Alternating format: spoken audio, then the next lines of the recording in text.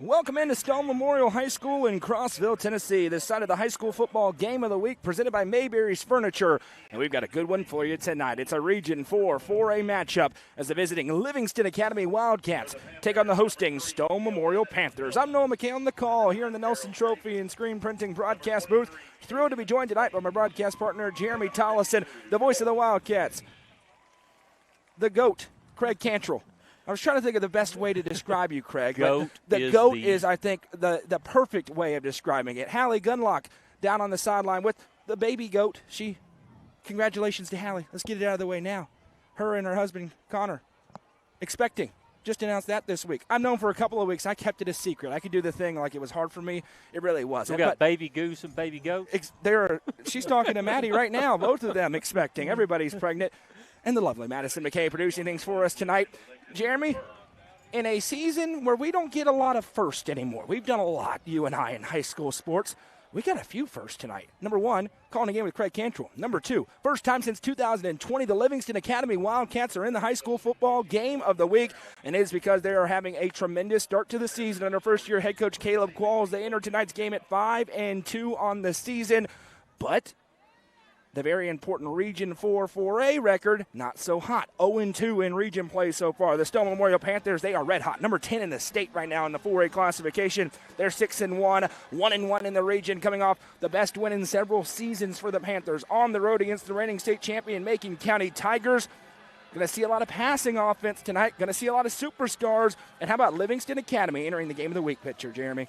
I'm telling you, it has been a long time coming for Livingston Academy, and I'm just telling you, in the Upper Cumberland, I've been around this for about 25 years, and high school football in the Upper Cumberland is at its best when Livingston Academy is relevant, and right now, you better watch out because they're becoming relevant again, and I'm telling you, cannot be more excited for Coach Qualls. And these upper echelon region teams better watch themselves because this Livingston Academy team, Craig, as you've seen, can sneak up. And I'm telling you, you better play good or Livingston's going to win the football game. They're dangerous because the key to their 5 wins, in those wins they're able to force turnovers. And if this group can force turnovers, then they can be competitive with anybody. That's what happened last week with Upperman. They couldn't force turnovers, so that was a tough deal with that. So it's if they can force turnovers, they can run the football, they're a threat to anybody in this region. The explosive Stone Memorial Panthers will receive the opening kickoff, and I mean explosive, 32 points per game. Now about the performance for their starting quarterback a week ago, Noah Potter. Last week, 315 passing yards, 112 rushing yards, 4 total touchdowns. He was sensational. They'll need that again tonight against this Livingston defense, which has been good, albeit got shelled a little bit last week, but the team that shelled them is showing everybody. Upperman, they rolled them last week 49-6, but everybody understands the challenge that Upperman team is. It is without question, fellas, a 4-team race for 3 spots in Region 4 4A. Here's 2 of the teams in that fight. Livingston in blue and white, Stone in black and gold. We'll go to Hallie in a moment for a word from the 2 head coaches. But first, let's get it on in Crossville.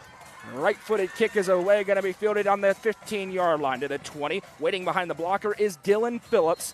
And how about the addition back into the lineup? Pardon me, that's Kyle Hench, but I was excited to talk about Dylan Phillips. They get back their number 2 option on offense, their number 1 corner on defense. He popped his elbow out of alignment. It was gross with a dislocated elbow against Cumberland County. Missed 4.5 games, back now. Hallie, we'll talk to you in a moment, but a big boost for a Stone offense. Already has a bunch of weapons, and speaking of Kyle Hench, legacy game last week. He's a bad dude last week. He was unbelievable last week with 3 touchdowns, a pick, and a fumble recovery.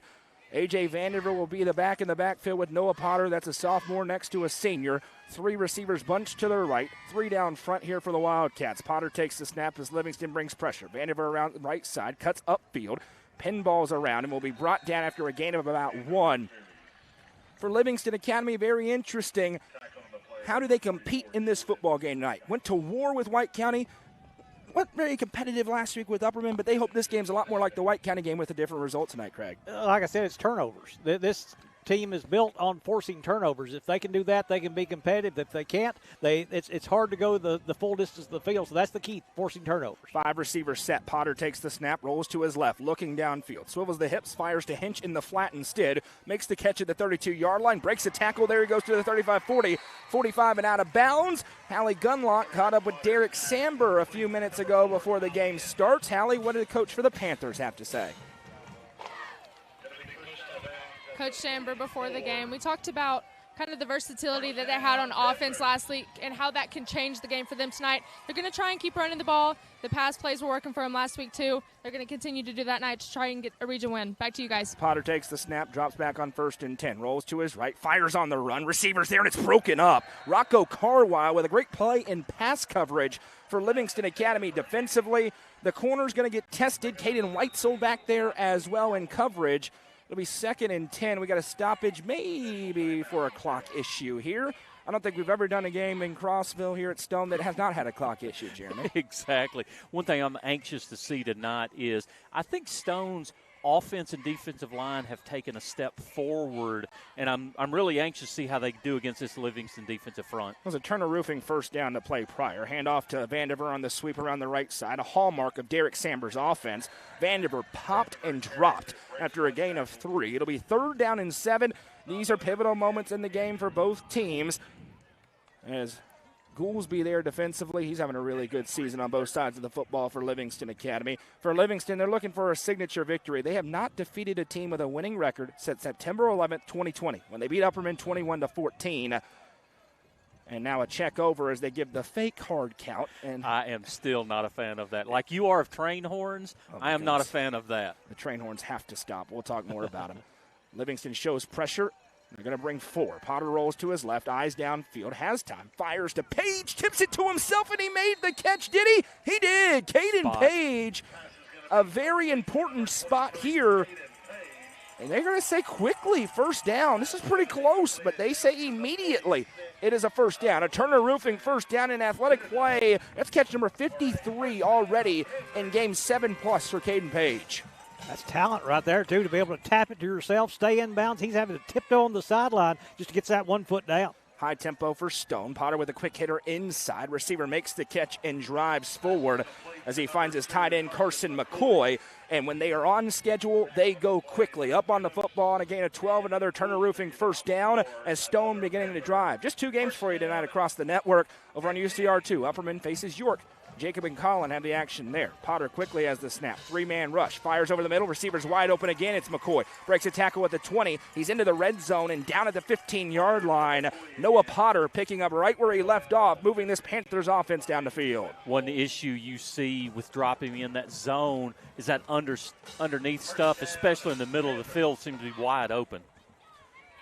The high school football game of the week is presented by Mayberry's Furniture. We so appreciate their sponsorship as Potter takes another empty shotgun snap. Rolls to his right, now back to the left. Here comes pressure. Potter off his back foot into the end zone. Dangerous, but he just threw it away. 2nd and 10. And right now, Livingston Academy only rushing 3. We saw Macon County do this last week. They blitzed heavily out of it. It's the Upperman playbooks. What Upperman did against Stone earlier, it's the only team that's obviously beaten Stone. Teams have seen that. See if Livingston ups the pressure at some point, but not yet with a 3-down front. Trips bunched out to the right, 2 stacked to the left. This is a Tennessee formation. Potter takes the snap, drops back, eyes downfield, fires to Hunter Haney, wide open in the flat, makes the catch, and it'll be dropped down. 3rd and 2 upcoming. A lot of empty space against the zone defense for Livingston. It'll be 3rd and 2 from the 8. What Macon County had success with last week is they started dialing up the blitzes from many different areas, mostly from the outside. Found a little success against this Stone offensive line. 3rd and a long 2 upcoming here for Stone Memorial as Potter tries to get him set up. He'll have 3 bunched out to the right, 1 to the left. Now motions Page across the set. Takes the snap, rolls to the left as well. Potter eyes downfield, fires deep looking for Page. Incomplete. It's 4th and 3. I mean, Derek Samber went for it on 4th and 8 in his own territory last week. They're definitely going to go for this one, despite Noah Potter having a good leg. Big play here early in this ball game, guys. 8:20 to go. Offense staying out there for Stone on 4th and 2 inside the 10. Yeah, and like you said, Coach Samber will go for it in some weird situations, but he has no fear. This one, I think, analytically is the correct decision, especially in high school football. 3 bunch to the left, near side to the line of scrimmage, and Derek Samber wants a timeout to talk about things here. Not only did Hallie Gunlock catch up with Derek Samber, she also caught up with first-year head coach Caleb Qualls. What did he have to say, Hallie? On the opposing side, Caleb Qualls tonight, I talked to him a little bit about Stone's passing game. So what do you need to do to slow that down? He said you can't really stop it. They're going to pass, they're going to run, especially last week with them running the ball a lot more. So they just got to try and slow it down to secure the win tonight. Back to you guys. Yeah, one other thing that I'm talking to Coach Qualls this week, open field tackling. Macon County struggled mightily there. A lot of 2 of the 3 touchdowns for Kyle Hinch came after he broke 1 or at least 2 tackles. They had to get him down. They missed a tackle earlier in the drive. Big play call here coming up on 4th and 2, Craig. We'll see what both these teams come out of the huddle with. You talk about them being able to make plays after the catch, and I think that goes back to Noah Potter. Noah Potter throws the football where they can do something with it. A lot of quarterbacks, they'll get completions, but they'll throw it behind the wide receiver, or they'll throw it where one can't even make a move. He puts it where, this is the first time I've seen him, he puts the ball where they can make a play, and that's what makes a great quarterback. Historically, 4th down, that's where you see hitches at the sticks for the Stone Memorial offense. But this is a little different, being that it's 4th and 2 all the way down to the 8-yard line. They could be thinking about 6. Big play here early in this Region 4-4A matchup.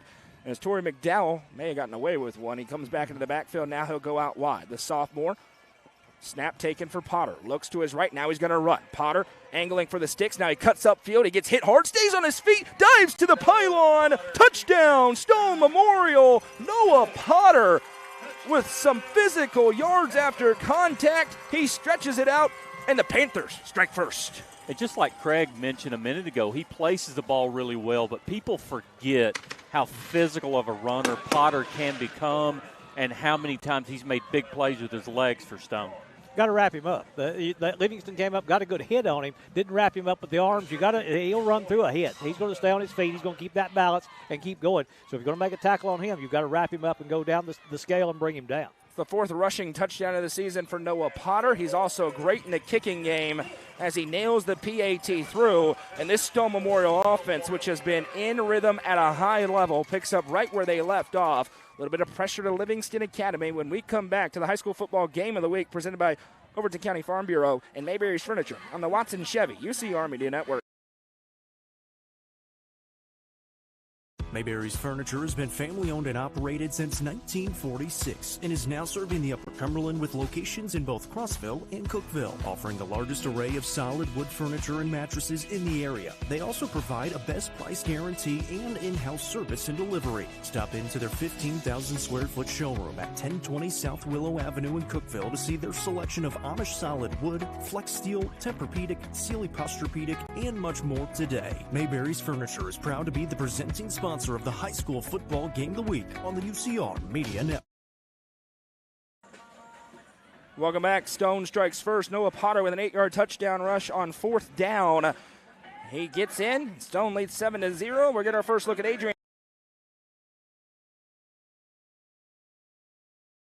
We just went dark. Now you're back.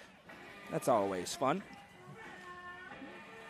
I'm Noah McKay. That's Jeremy Tollison, Craig Cantrell, Allie Gunlock, Madison McKay. Everybody's here. Goose is here. Maddie's here. The goose is loose. It's an off week for a lot of people, so maybe you're watching this from vacation. We're jealous. Well, we hope you have a great time as the kick is away. This one going to be fielded at the 22-yard line, angling to the 30, and then being hit hard. Did the ball come out? I think it did. No signal yet. We wait. That was a stiff hit. Stone Memorial's holding the football in the air. Still no signal from the officials. Any day now, fellas. I think that they feel as though it was. And it is Stone Memorial football. So a heavy hit on Jesse Gentry, who's playing tonight after missing last week. And the Panthers get it back 1st and 10 on the 28-yard line. Fumble recovery there by number 9, Darrell Davis for Stone Memorial. He came out of there with it, and that's what we talk about, forcing turnovers. Stone, they like to do that also. Coach Samber's been very opportunistic throughout his whole career with his teams, and that's just a big turnover right there. Yeah, that's crucial for this Livingston team to try to get a fast start. They cannot get down 14-0 this early in this game. And Darrell Davis had a huge game a week ago against Macon County. Stone Memorial with an early lead. They're going to come out of a 5-wide set. Noah Potter kind of strides his way out there onto the field. Takes the snap, drops back to pass. Here comes the pressure. Going to roll away from it. Hit in the backfield, and he swung down. A sack for the Livingston Academy defense. They bring pressure really for the first time, and it works off the edge. Big loss on the play of about 9 yards. Jordan Geis got the initial pressure, forced him to roll out. Jamie Mansell there to finish him off for the Wildcats. They've been playing well defensively, and Mansell there just to grab by the jersey and pull it down. This is really one of 2 offenses in the entire Upper Cumberland designed where they could convert on a 2nd and 19. Second down. Good one score big here. Hand off around the left side to McDowell. McDowell looking for the edge now. Puts his foot in the ground. He'll be wrestled and knocked down. Jordan Geis in there again, the senior. As they gave it to McDowell on the left side. Can't be hard. How about this one? York scores first. They lead over Upperman. 6-0, pinning the extra point. Listen, if I'm York, I'm going to say, hey, guys, been a great night. Let's just call it right here. Save everybody from injury. And let's go to the house. I do not believe that Upperman has seen their offense yet, but that's interesting. Thank you. UCR2, you see the biggest upset in the history of football if that continues. Trips to the right, one to the right, one to the left. Potter takes the third and long snap. Immediately rolls to his right, looking downfield. As his receiver 3D, it's Caden Page. Jump ball, underthrown. Tips around and it's incomplete. Caden Page livid. He wanted a flag. That's one of those underthrown passes that in the NFL will get you a DPI. The official does not give it there. And it's 4th and long in no man's land. Maybe pass is going to be incomplete. Noah Potter as this Livingston defense goes up and gets a stop. Yeah, and I'm a big fan of no foul there as well. I mean, you just got a duck in the air. Everybody's kind of converging on everybody. It's like who created the quarterback. Everybody has a good formation. Football. I'm good at the play on it. Darrell Davis back to punting.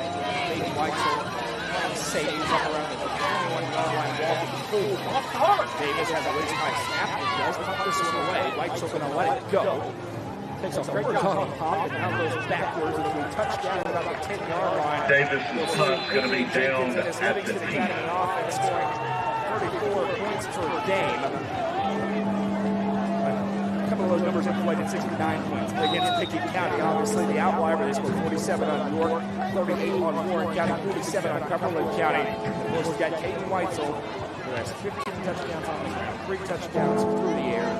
Defensive touchdowns, special teams touchdowns as well. He's done everything for this Livingston team. And even have a big one tonight. I'm going to say one thing about that score. Livingston will have a first and 10 from their own tremendous every year. They're bad there. Nobody thought that they would be challenged tonight, but that has been their worst regular season week going back years. They tried to change it up by scheduling the game at the beginning of the bye week.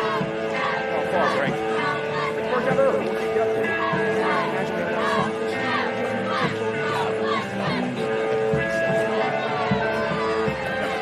Livingston pretty run heavy. Yes, they love to run the football, and I would say 70% of the time they run the football. Gabe Watson, 22 touchdowns total. He's chasing the record for Dylan Linder. Dylan Linder, 31 in 2014. I chased Dylan Linder on the field a few times. Did you ever get close? No. Him and Jalen Hurd are the two that made me look the worst. Snap taken, turn handoff to Whitesell up the middle, hit hard. Whitesell drives forward past the 15 and down at the 16-yard line. Gain of about 5. It'll be 2nd and 5 upcoming here. It's funny to me just watching these two offenses and how they differ so much and both accomplish a lot of points on the board. We got the audio fixed. 2nd and 4 upcoming. Apologies for that. Just clicked the wrong input, so the camera microphone came on. One receiver each way here for Adrian Jenkins, and after battling injuries the past 3 seasons, he has been all through the air. Turn around and hand off, throw the ball, and get down, and it has kept him healthy as he takes the snap. Going to hand on the counter play to Whitesell, and Stone ready for it as they put him down. It'll be about a 3rd down and 3 upcoming here for the Wildcats. 5:40 to go in the first quarter. It's 7-0, Stone over Livingston. Yeah, you talk about them running the football. Their wide receiver core has kind of been hit pretty hard. Preston Greenwood last week against Upperman, non-contact injury. He tore an ACL. He's probably done for the year. Jesse Gentry, he's coming back from that shoulder you talked about, but he's dealing with a broken pinky on his right hand, so that's always tough to try to catch with that. That football hits just right. That's going to hurt. Pistol set here for Jenkins. Stone shows blitz. They bring it. He's going to pitch it to the outside for White. So hit and cut down in the backfield. Nothing doing that time as Carson Bunker makes the tackle. And Livingston going to go 3 and out. They'll be forced to punt it away. Bunker just blew that up from the onset. Just penetration there, keeping that outside leverage, cut him off. He just blew that straight up. The ever-dangerous Caden Page, and I mean ever-dangerous Page, back deep to receive this punt as he stands right on midfield. 4:43 and counting to go in the first quarter. That was the first offensive series for Livingston. Did not find much success. We've got a whistle. A flag is down, and we may have some early movement. And it is a false start going against the Wildcats, so that'll back them up 5 yards. Puts them inside the 10. And you got to get this punt away. They were bringing the Hounds on that one to try and block it. And then, of course, Caden Page back deep to receive. That's always a threat for a big return. Cats punting out of their own end zone. Here comes the blitz up the middle again. Can't quite get there. It's a great punt. Booming. Angles down at the 45, then rolls over to the other 45. Page going to let it go. A tremendous punt for the Livingston Academy Wildcats. That's got to be the best punt of the season, Craig. Well, that's Coy Smith, and he did a great job avoiding that rush. He had to kind of change it into a little rugby-style punt there to roll to the right side, punt it away, and then what a bounce. They might have misread that bounce just a little bit. The Livingston's coverage team got down there very, very, very quickly. So that was just a great play overall by that punt team. Score update. 7-7. Scored about 5 seconds. It's about to be 7-7. I thought the punter did a really good job there. I thought his knee was going to be close to being on the ground. Did a really good job of handling that whole Handoff process. Goes to A.J. Vandiver up the middle, and he's carrying a defender forward. What a physical run for a sophomore known as a scat back, A.J. Vandiver. It's a gain of 9. 2nd and 1 upcoming here as we near 4 minutes to play here in the first quarter. Livingston did a really good job in the second series getting a stop, but they just cannot allow Stone to put more points on the board right here. Trips to the right, one to the left. Potter takes the shotgun snap, hands again to Vandiver. Big hole for him to rumble through. Puts his foot in the ground, cuts upfield, and there he goes. A.J. Vandiver rumbles down to the 29-yard line. Big hole to run through, and then Vandiver created another for himself. It's a Turner Roofing first down. This is the high school football game of the week, so it's also presented by Gary Maxwell Insurance. All the way down to the 28-yard line, the Panthers cooking.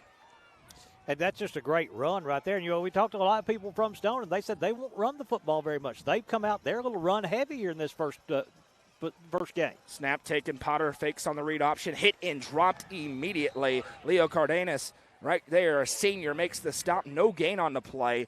Going to be 2nd and 10. And for Stone, one thing, talking to Derek Samber yesterday, they are really trying to be as multiple as they can depending on the matchup. Last week it required a lot of throws and then all quarterback run. Only ran it with non-quarterbacks 4 times last week against Macon County. But they feel like they've got Vandiver in their back pocket. He's getting healthy after missing a couple of games. They can do a lot of different things on offense. Here they're going to get to Vandiver again. He breaks one arm tackle, gets around the left side. Vandiver dives forward to the 18-yard line.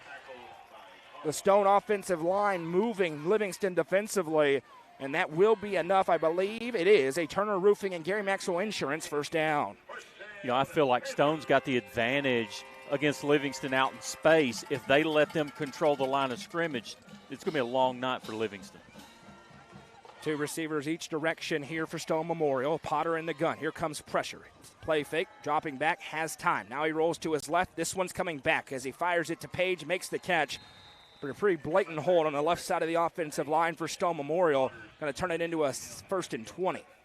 I think that hole was on Mark Ogletree, the defender trying to get back there. And Mark, you look at him and you think he's going to be a force on the defensive line, but you don't really know how quick he is. He just reacts so quickly, gets there quickly, and they love to pull him on offense. He'll pull from that right guard spot, and he'll go 20 yards to get to make a block. So he's a great athlete and kind of force that hole there. Hey, Craig, is Ogletree kin to Twig? Yes, that's his Twig is his dad. Is he really? Yes, yeah.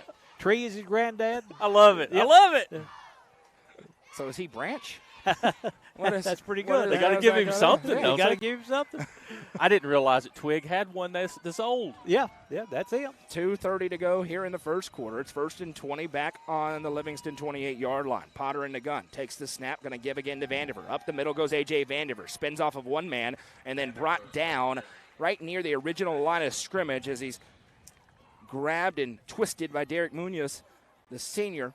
2nd and 10, and A.J. Vandiver really running well in this first quarter. Livingston so far, 10 minutes into the ballgame's run 3 offensive plays from scrimmage.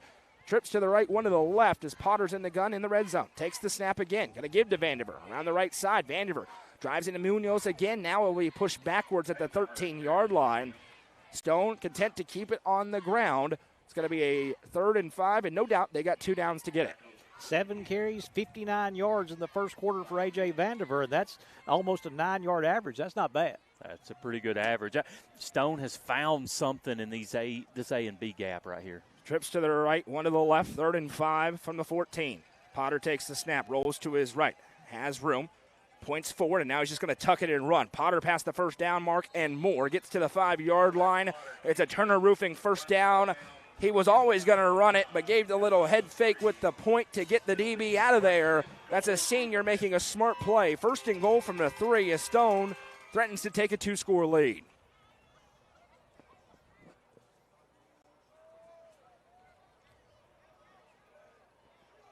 Potter will get set up. He'll put Vandiver on his left hip. 3 receivers to the left, one to the right, takes the snap, rolls to his left, swivels the hips. There's a flag down as Potter steps up, tries to get away, reverses field to the right side now. Potter bounces up, fires in the back of the end zone, catches May, but it's coming back. Hunter Haney was there, would be a touchdown, but I believe everybody knows that it's coming back, and it is. The second hold of the drive, they erased the last one like it was nothing. This time it's going to make it 1st and goal from the 13. So difficult as an offensive lineman. You've got your blocking plan down for each play, but when those plays start extending and defenders start moving east to west, it is really hard to keep your hands inside. And if you've got a quarterback like that you don't know where he's going to go, he's going to do what he needs to do to find that open spot, and that may be cutting completely on a dime, going back the other way. He did that a couple of times right there. He's elusive, isn't he? This is the first time I've seen him, and he can just make you miss. And's got a cannon.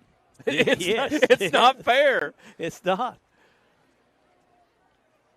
York draining the clock into the first quarter, 7-7, but Upperman did just get a stop after not allowing a first down. So it will be something to talk about later, how it was 7-7 at the end of the first quarter, but that's probably about to get out of hand. If there's any bad clocksmanship on that game, it's Bobby Rollins' fault because he's on the clock at York tonight. 1st and goal from the 13-yard line. Potter has the snap, takes a 5-step drop, fires the hitter to Haney. He tiptoes, and it's incomplete. Wasn't quite able to get it inbounds.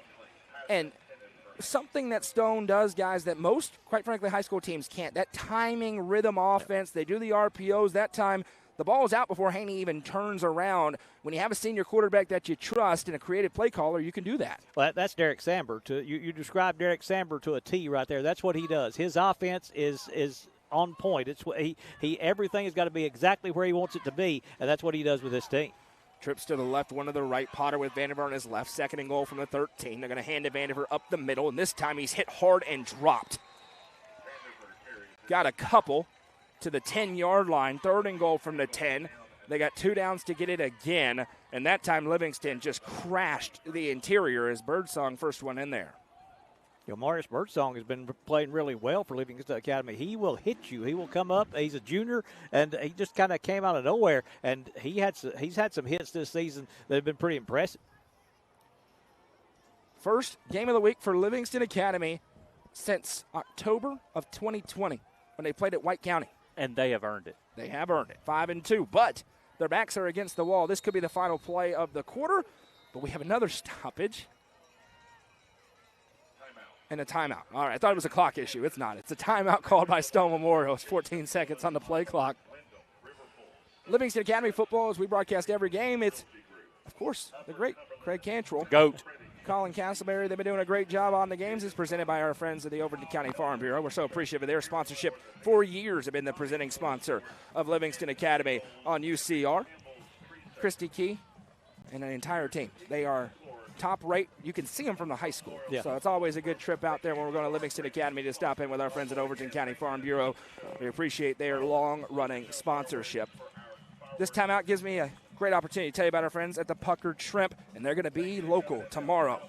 See them tomorrow in front of the Staples in Crossville. From 11:30 to 6, the Puckered Shrimp is your one-stop shop for fresh and delicious seafood with options including Dungeness crab and lobster, easy peel shrimp, sausage, potatoes, and more. The Puckered Shrimp has whatever you need to satisfy your seafood cravings. Again, tomorrow in front of Staples in Crossville from 11:30 to 6.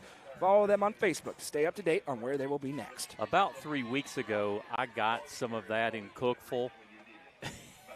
It was fantastic. It's so good. And fed like 5 people. I promise you, if you're in Crossville or anywhere close, go get it. And then you're going to buy a new couch at Mayberry's Furniture. 3rd and goal from the 10. Potter fakes left, rolls to his right. Eyes downfield, another flag. Against his body, another touchdown, but it's coming off the board again. The 3rd hold of the drive, and this has been a common theme that Stone has been able to avoid as they get Braden Thompson for the hold from the left guard spot. Historically, penalties in region games have killed them. This year, they almost got him against Warren County. They will not like this. 3 holds on the drive. Now it's 3rd and goal from the 20 with 27 seconds to go. 2 touchdown passes off the board on this drive for the Panthers. And that gets in your head a little bit, too, if you keep doing that. They're doing things right. They're making the plays, but that holding penalties has brought them back and just made it really tough on them. And Craig, he didn't have to. No. Because the quarterback's rolling the other direction for the throw. Empty set, snap taken. Potter drops back, fires into the flat to Caden Page. He's elusive. Page at the 15. He breaks a tackle to the 10. Page to the 5. Dives to the pylon. Touchdown, Stone Memorial. No flags on the field. I said he's elusive. He shows it there as he wins the race to the pylon, and Stone goes in front by 13. And if you're Livingston there, obviously, and some of it's self-inflicted by Stone, but you've got them backed up. And just like you mentioned, you have to make these open field tackles. Yep. You should have him down at the 12. And all of a sudden, he just breaks loose and a great athlete makes a play. Yeah, you can't give them second chances, can you? Because they've got athletes that can score from any spot on the field. Stone overcomes a 3rd and goal from the 20. Noah Potter to Caden Page. It is the 8th touchdown of the season for Page.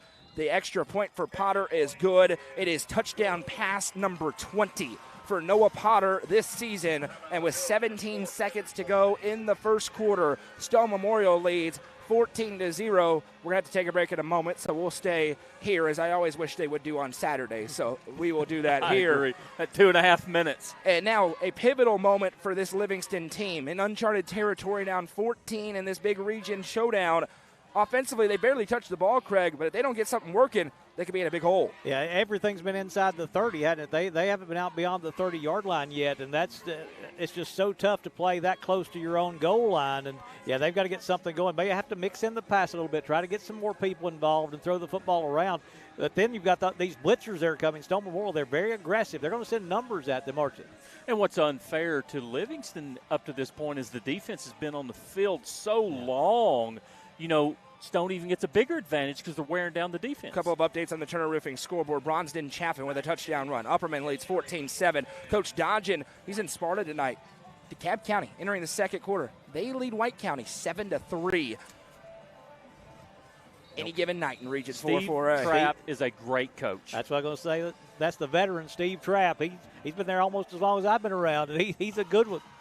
Potter with a pooch kick, trying to get it away from Caden Weitzel. Jesse Gentry catches this one clean, breaks a tackle, dances upfield, and now will be pinballing around to the 45-yard line. Jesse Gentry fumbled earlier, makes up for it in a major way there. 1st and 10 from the 46. The other thing on their first drive, Livingston was backed up on their own 10. Now you got some breathing room. They tried to keep it on the ground. Stone was able to blow it up.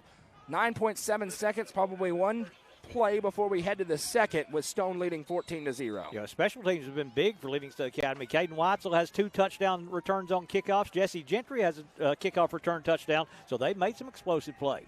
2 to the right, 1 to the left. The Stone band rocking to our right. Jenkins takes the snap, turns, hands to Weitzel, puts a foot in the ground, and nowhere to run again. Stone ready for it up front, and guess who's there? Darrell Davis again with a tackle for loss, and that will be the final play of this first quarter. As we head to the second, it's Stone 14, Livingston 0. Band train horns on the Watson Chevy UCR Media Network. Overton County Farm Bureau Insurance is proud to serve our community. Christy Key, John Godwin, and Corey Nard are your local auto, home, and life insurance experts. Whatever your insurance need, they will work to find you a solution. Visit them at 7486 Bradford Hicks Drive in Livingston or call them at 931-823-1322. Overton County Farm Bureau Insurance is proud to present Livingston Academy football all season long on UCR. Modern Roofing Group is an Owens Corning preferred contractor, and they're proud to bring that reputation and recognition to the Upper Cumberland. Their customer service and craftsmanship are second to none. Get comfort that your roof will stand up to the storms by calling 931-400-8788 and get an estimate on a new roof today. That's 931-400-8788. 100% financing is available. Modern Roofing Group is proud to stand behind their work with a 10-year workmanship guarantee. 14-0 Stone Memorial as we enter the second quarter.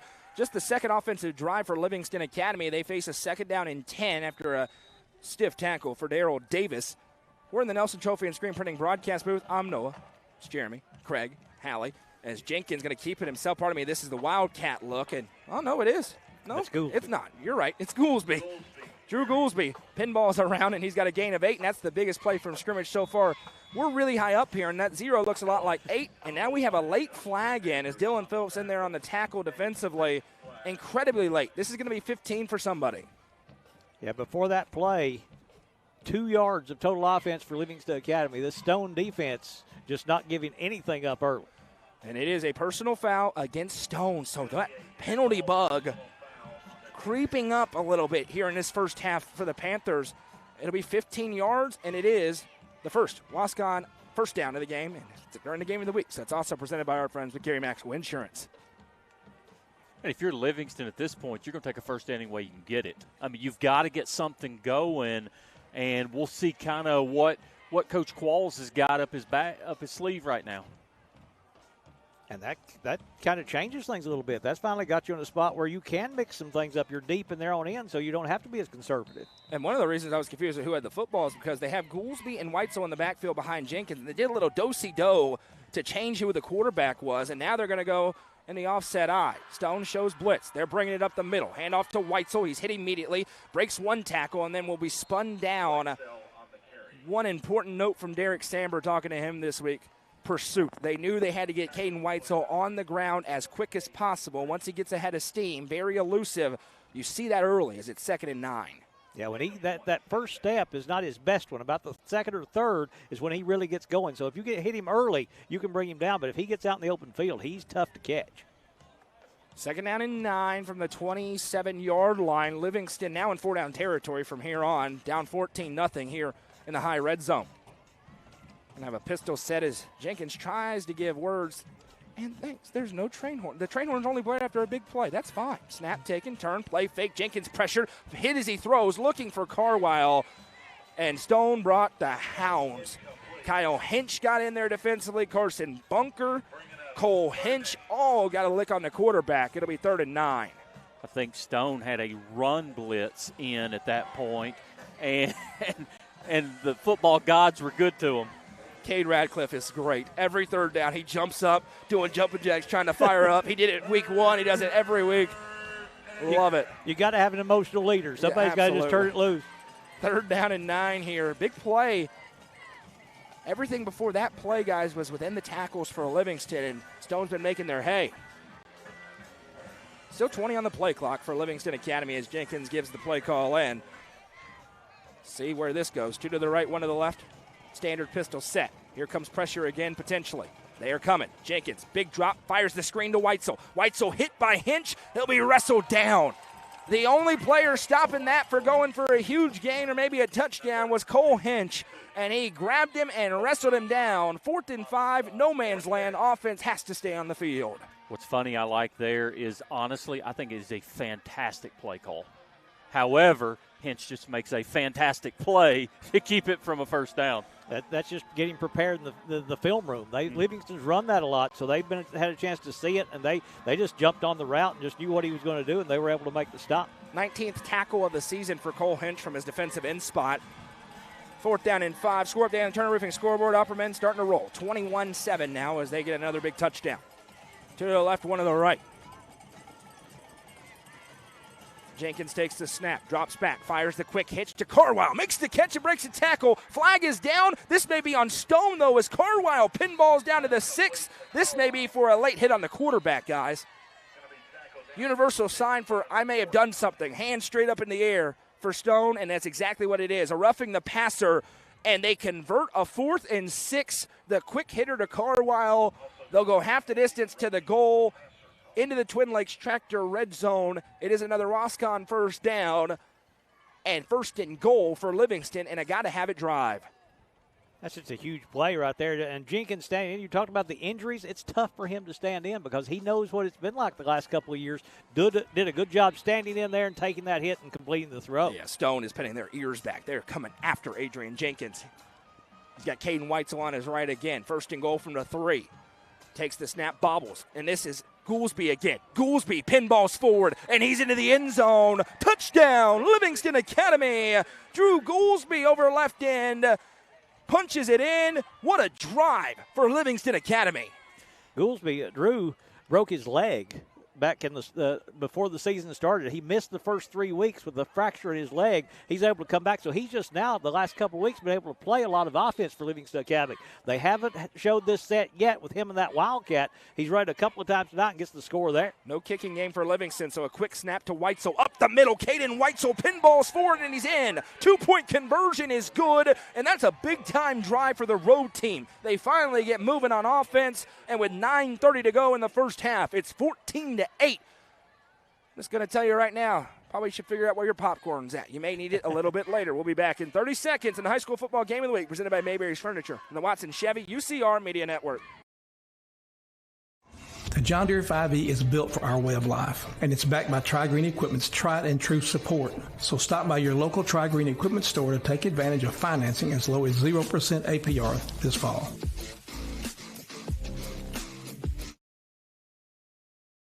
Mowing, cleaning, hauling, whatever is on your to-do list, Tri-Green has a John Deere tractor built to handle it all with ease. Whether you're tending the land or tackling weekend projects, this is a season to get things done. Visit us online at trigreen.com to see how affordable a John Deere tractor. They had to have it drive, and Livingston Academy gets the drive. They score on a touchdown from Drew Goolsby, and it's 14-8 with 9:30 to go here in the second quarter. At 14-0, Jeremy, we call our fair share of blowouts. Everybody kind of goes, ooh, is it going to be one of those? That gives you some hope that this could be a really good football game tonight. I agree with you. And Stone's drives so far have been touchdown, Livingston stop, touchdown. So if the script's correct, Craig, it's time for a Livingston stop, isn't it? That's it. A pooch kick going to be fielded on the 10-yard line. Kyle Hinch will be cut down at the 27. It's a good job in kick coverage. Rocco Carwile in there. A couple of other Wildcats in as well. Birdsong gets a lick in. It'll be 1st and 10 for Noah Potter, who's been great already tonight from the 26-yard line. And I kind of picking on how the game is played out. This is a huge opportunity for Livingston to get the football back with some momentum right now. I was impressed with the way they played after that turnover. Correct. That quick change and that defense able to stop them. That showed they have the ability to stop them. Potter brings his troops out. Noah, which is probably the best name in the Upper Cumberland, if we're being honest. He has a rushing touchdown and a passing touchdown already. 3 to the right, 1 to the left. Takes the snap, rolls to his right. They bring pressure, gets away. Eyes downfield, fires it on the run. Haney makes the catch, and there he goes. Sayonara, see you later. Touchdown, Stone Memorial. 74 yards on the busted coverage, and the Panthers answer right back. And that's what Stone is so good at, is just stressing the defense and rolling the quarterback out. And you've got to guard your receiver for so long then you're afraid that Potter's going to run the football. Yeah. So you can't take your eyes off your receiver. And unfortunately, the receiver just leaked past the defender, and he's wide open. And what about the throw? That throw was on a rope 35 yards downfield, right where he was in stride, and just keep on running. That is the second passing touchdown of the half for Noah Potter, the third total touchdown of the half for Noah Potter. And 21st on the season. And 21st on the season. That's some good math, Jeremy Tollison. Who says officials can't do math? As the extra point is up and good for Potter. Well, 20 plus 1. I'm pretty good at that. So that didn't take long. One play, Stone with a quick answer. And this certainly felt like, guys, if it was going to be a tight game, it had shootout written all over it. It did not feel like Livingston Sparta did, which could have turned into a slog, which it did.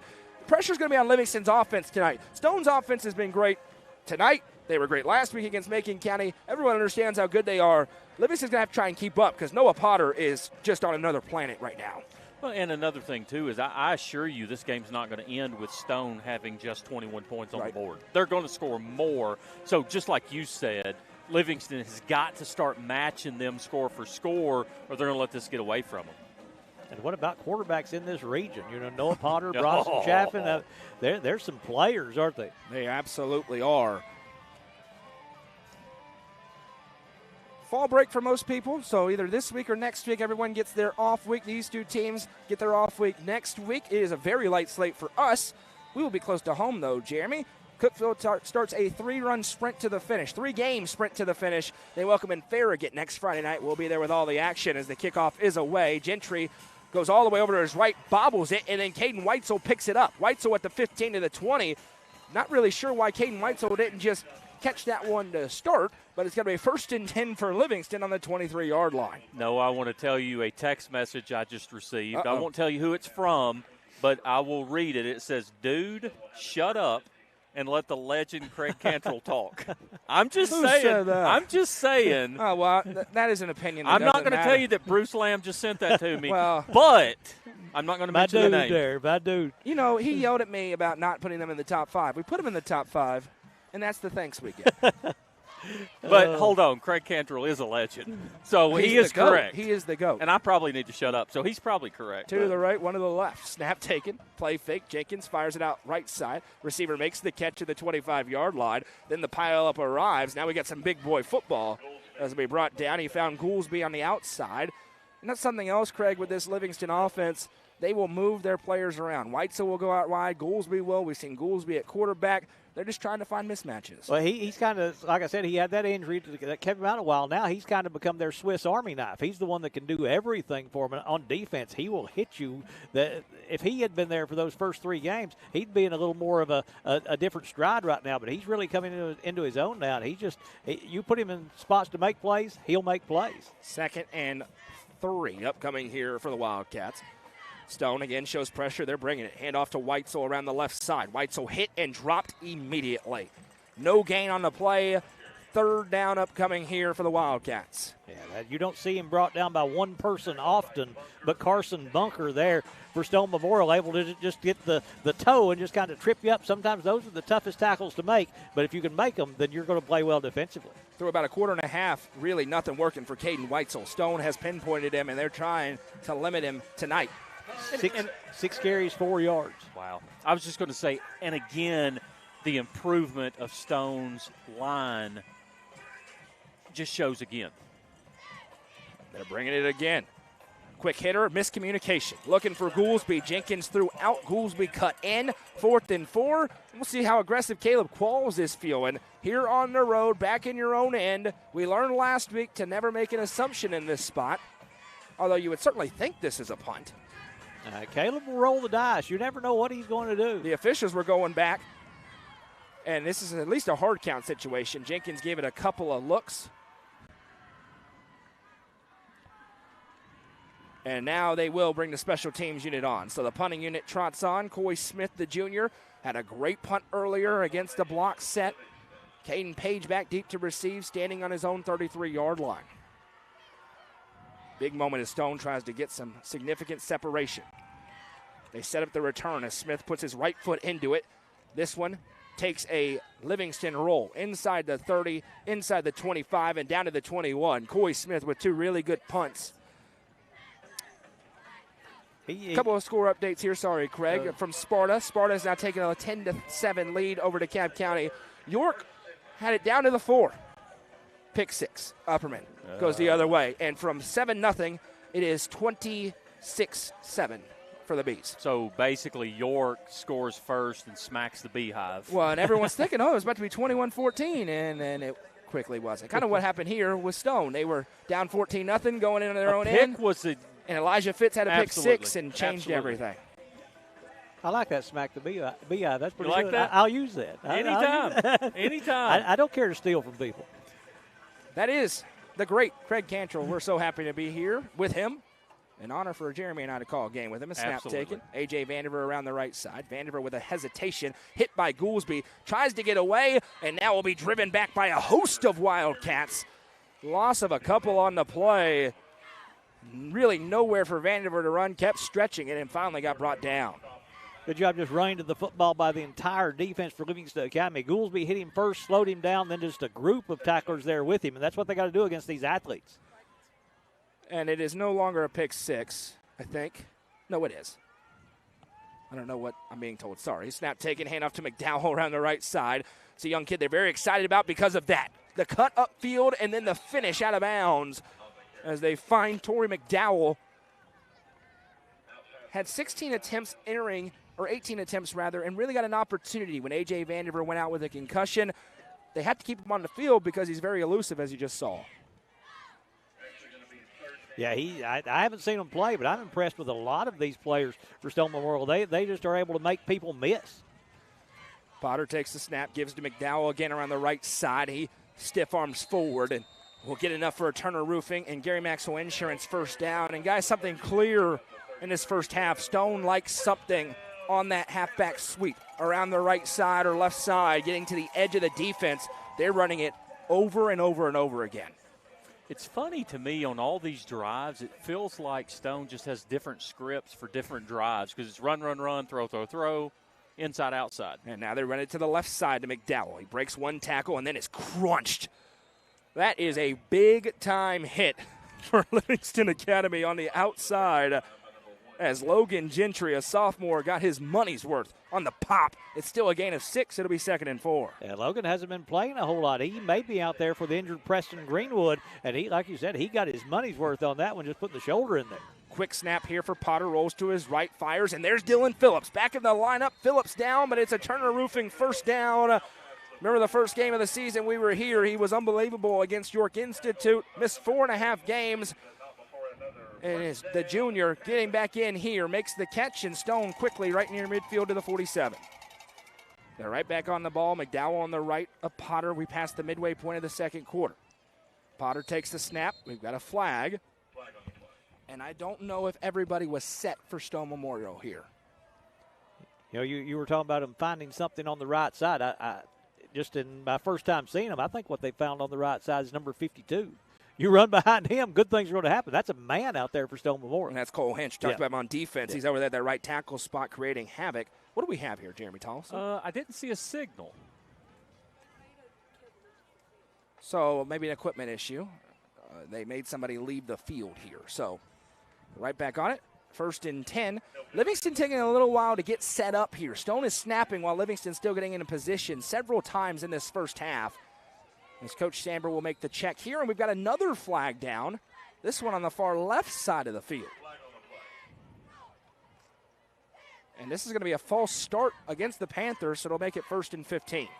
Yeah, it had to have been on the ex-receiver out there on his side. I don't see anybody else that could have moved. Did you see anything, Craig? I didn't see anything. I don't know what it was, but what I noticed right there, watch how Goolsby is shading that slot receiver there, number 23 for Stone Memorial. He's giving that outside cut, kind of dangerous there with the speed he's got to get to the sideline.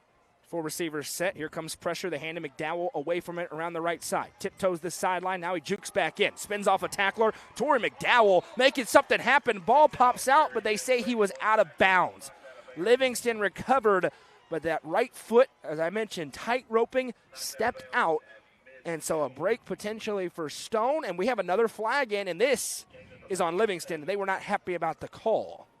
Clearly, something was said, and that flag went about 50 feet into the air. Yeah, that is the universal signal for you said something for sure when that flag goes flying up like that. And this is a backbreaker for Livingston Academy, down 2 scores. An unsportsmanlike conduct penalty for saying something to the stripes, 15 yards.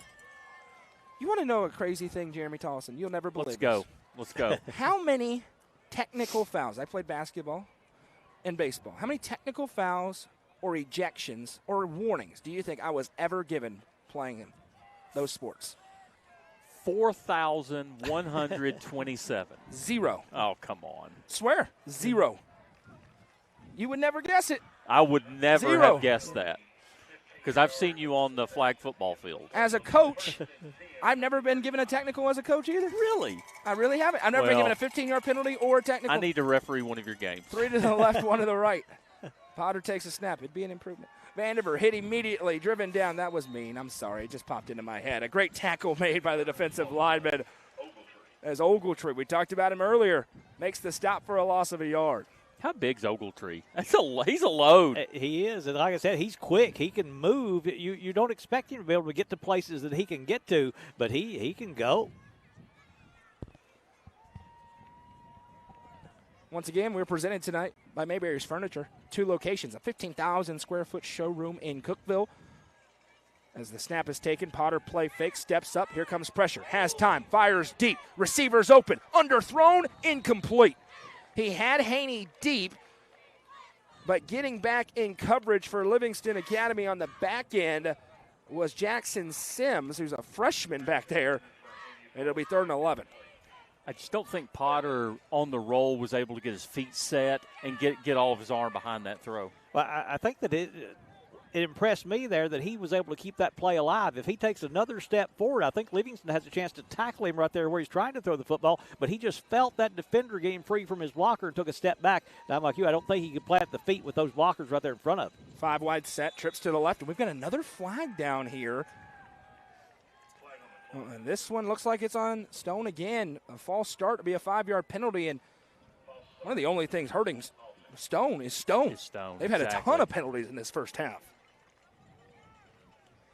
Now they converted on a 3rd and goal from the 20. This is a 3rd and 16 from the 41.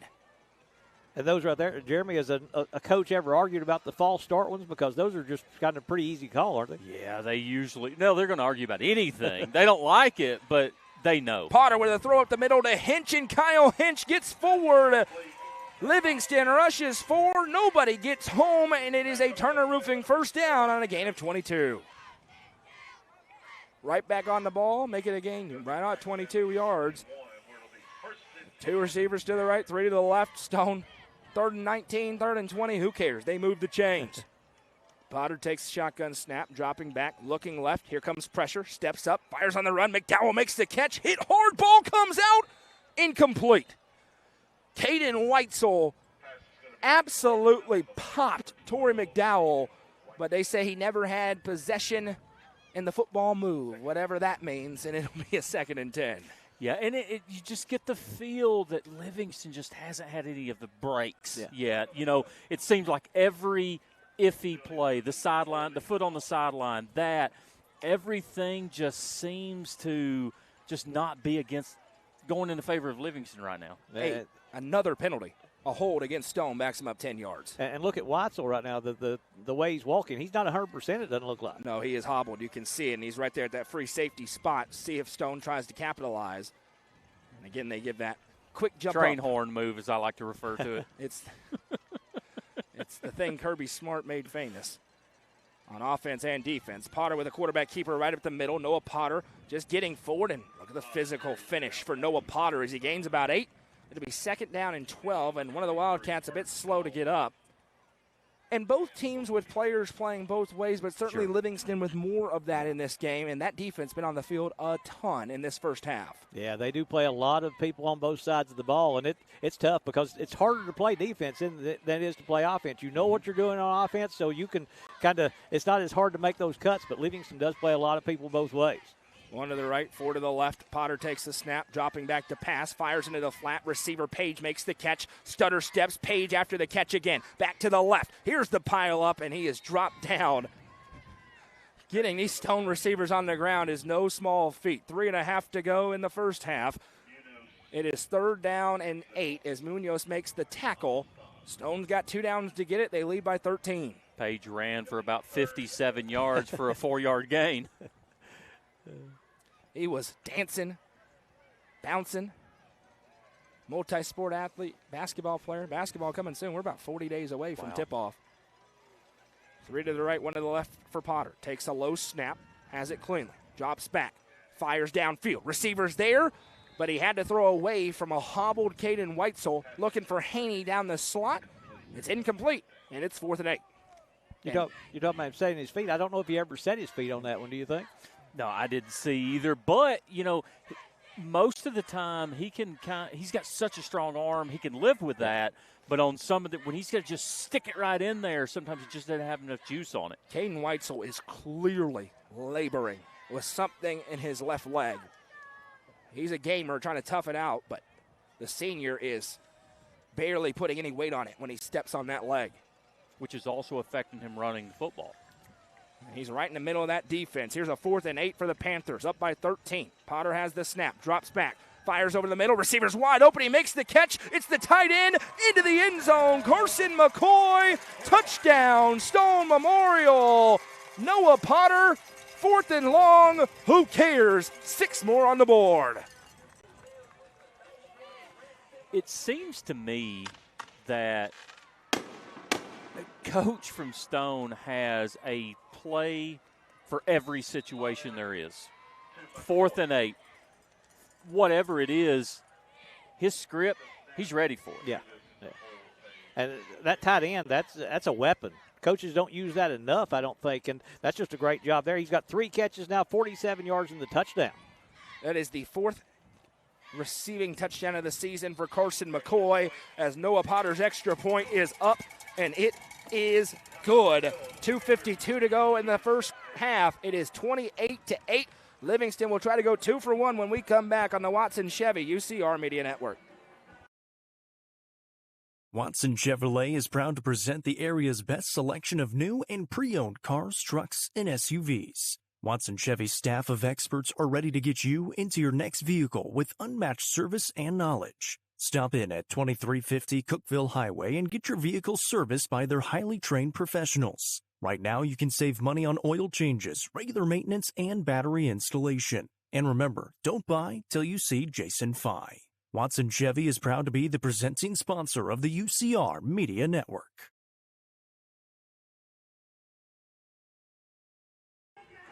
Stone Memorial's offense is a well-oiled machine. Noah Potter, 4 total touchdowns, 3 through the air, 1 on the ground, and we still have 2:52 to go in the first half.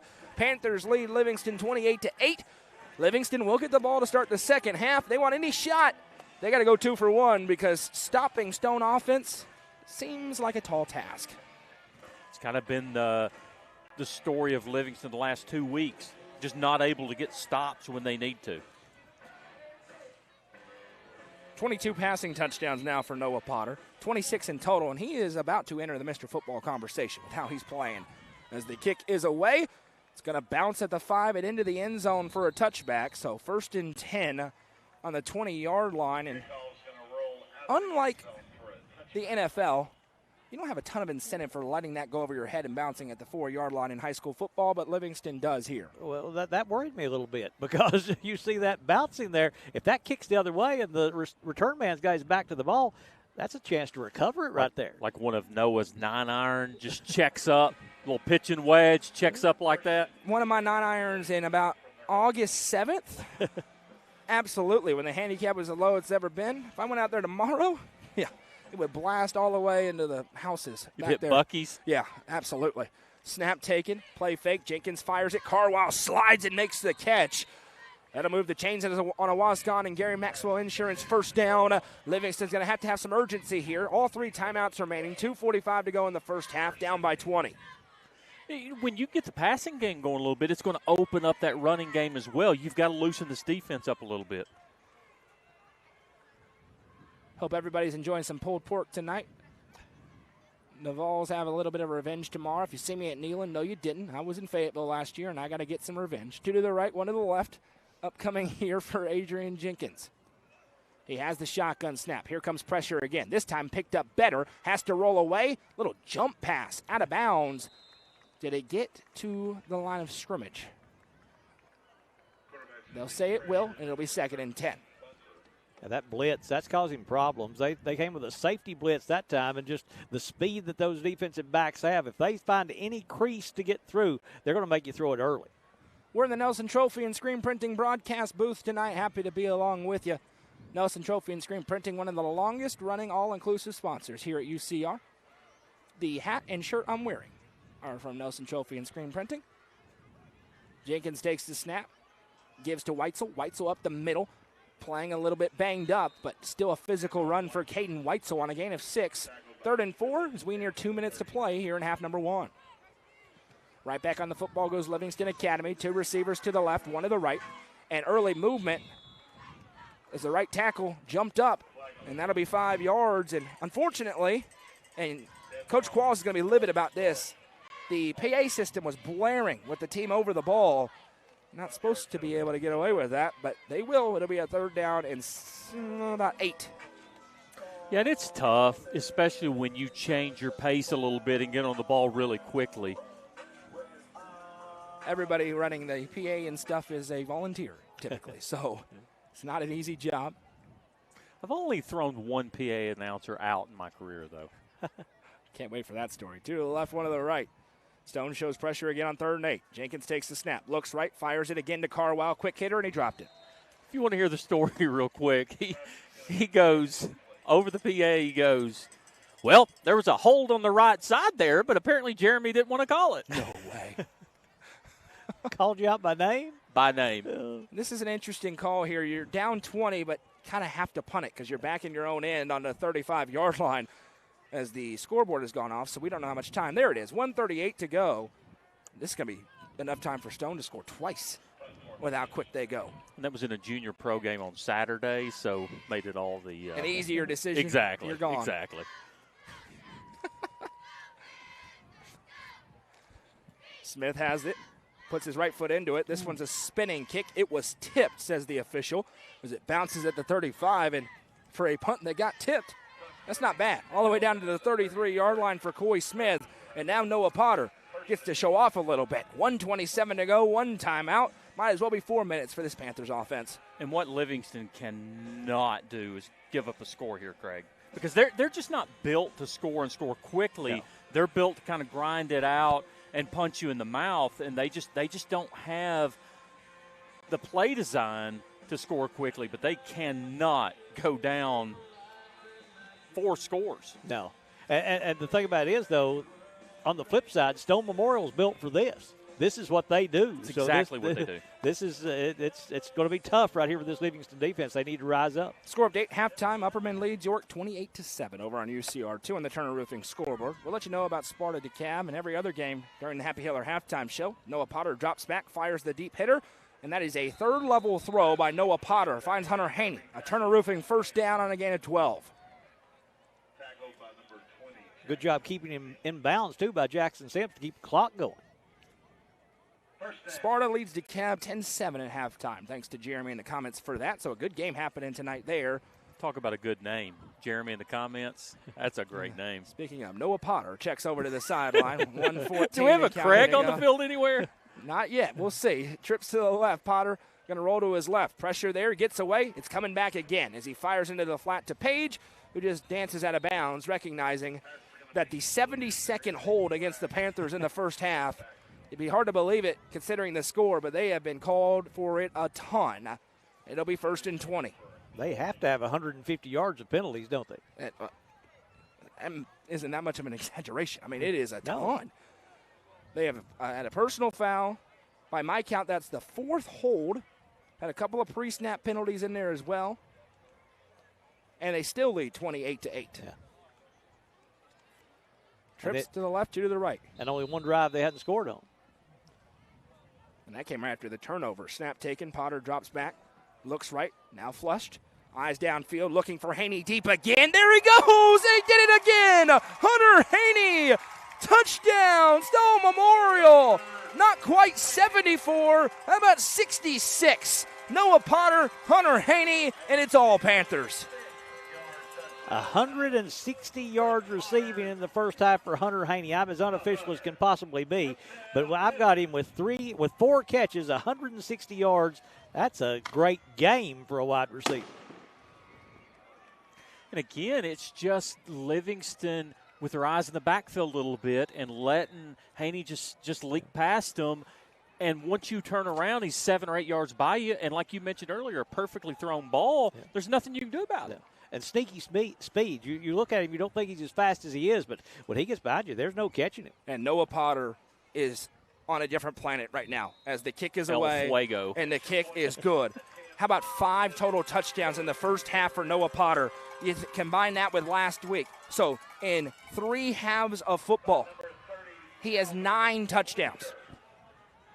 7 through the air, 2 on the ground. The senior, and remember, this is just year 2 in the system for Noah Potter. He transferred in, was at Cumberland County for a year, goes to Bearden, then here.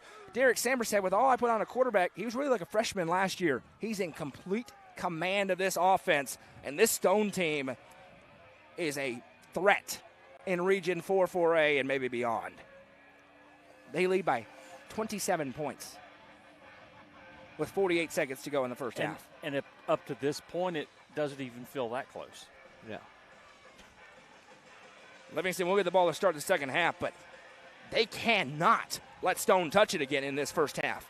The good thing is Stone only has the 1 timeout, so you wouldn't be surprised to see a run on first down. Yeah. See if he gets some yards and go from there. Kind of go in, try to regroup a little bit. It's a Stone team that had the dramatic come-from-behind victory against Coalfield where they trailed by 30 or 29 points rather at halftime. They fell to Upperman, and Coach Sambers said, hey, they're bigger, faster, stronger. We can't control that. Everything else they can't control, they have control. They're rolling right now. As the kickoff is away, going to be fielded at about the 12-yard line by Jesse Gentry. Gentry to the 15, to the 20. Gentry runs into his own man, bounces up at the 25, and will be brought down near the 30. They'll spot him at the 29. We've got a flag coming in here from the back judge, and we'll see if this is on the tackle or something before. Livingston will have it first and 10 from their own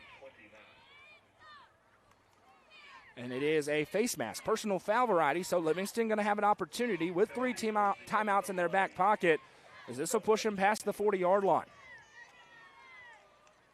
I didn't really see anything, but it must have been pretty emphatic to get that personal foul call. Yeah, got in that little pile up at the end after Gentry ran into one of his blockers and must have got him up high there.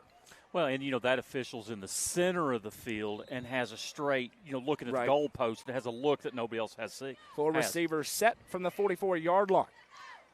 Adrian Jenkins trying to get something working. Drops back, fires the quick hitter, and this one's low. Incomplete. It'll be 2nd and 10. You got to be real careful on second down, guys. There's 38 seconds to go. If you don't get it, or the clock stops after this play, Stone can call a timeout on 3rd down and try to get the football back again. And I think they would, don't you? Absolutely. You want to put it out of reach immediately, knowing your opponent gets the ball to start the second half. You want to take any sort of momentum away. Jenkins takes the snap, gives to Weitzel up the middle. Big hole for Caden Weitzel. He's got the first down and more. Weitzel down to the 40-yard line. Caleb Quall sprinting down the sideline. But we've got a Panther injured, unfortunately, behind the play. First time Caden Weitzel's got loose as he goes right at the middle for a gain of 15. It's a Wascon and Gary Maxwell Insurance first down. Didn't get a look at the number for who's down for the Panthers, but the training staff runs over. Speaking of training staffs, I wanted to say we're thinking about the trainer for Livingston Academy, one of the best in the business, Chad Crane and his wife. In that accident last week at the Race TN series, thankfully they are okay, but both had injuries that had to get surgically repaired. They've been on social media, but scary moment. So we're thinking about him. Can't wait to see him. I'm not sure if he's here tonight, but if he's watching at home, Chad, we're thinking about you, brother, and hope to see you real soon, either on the field or on the court.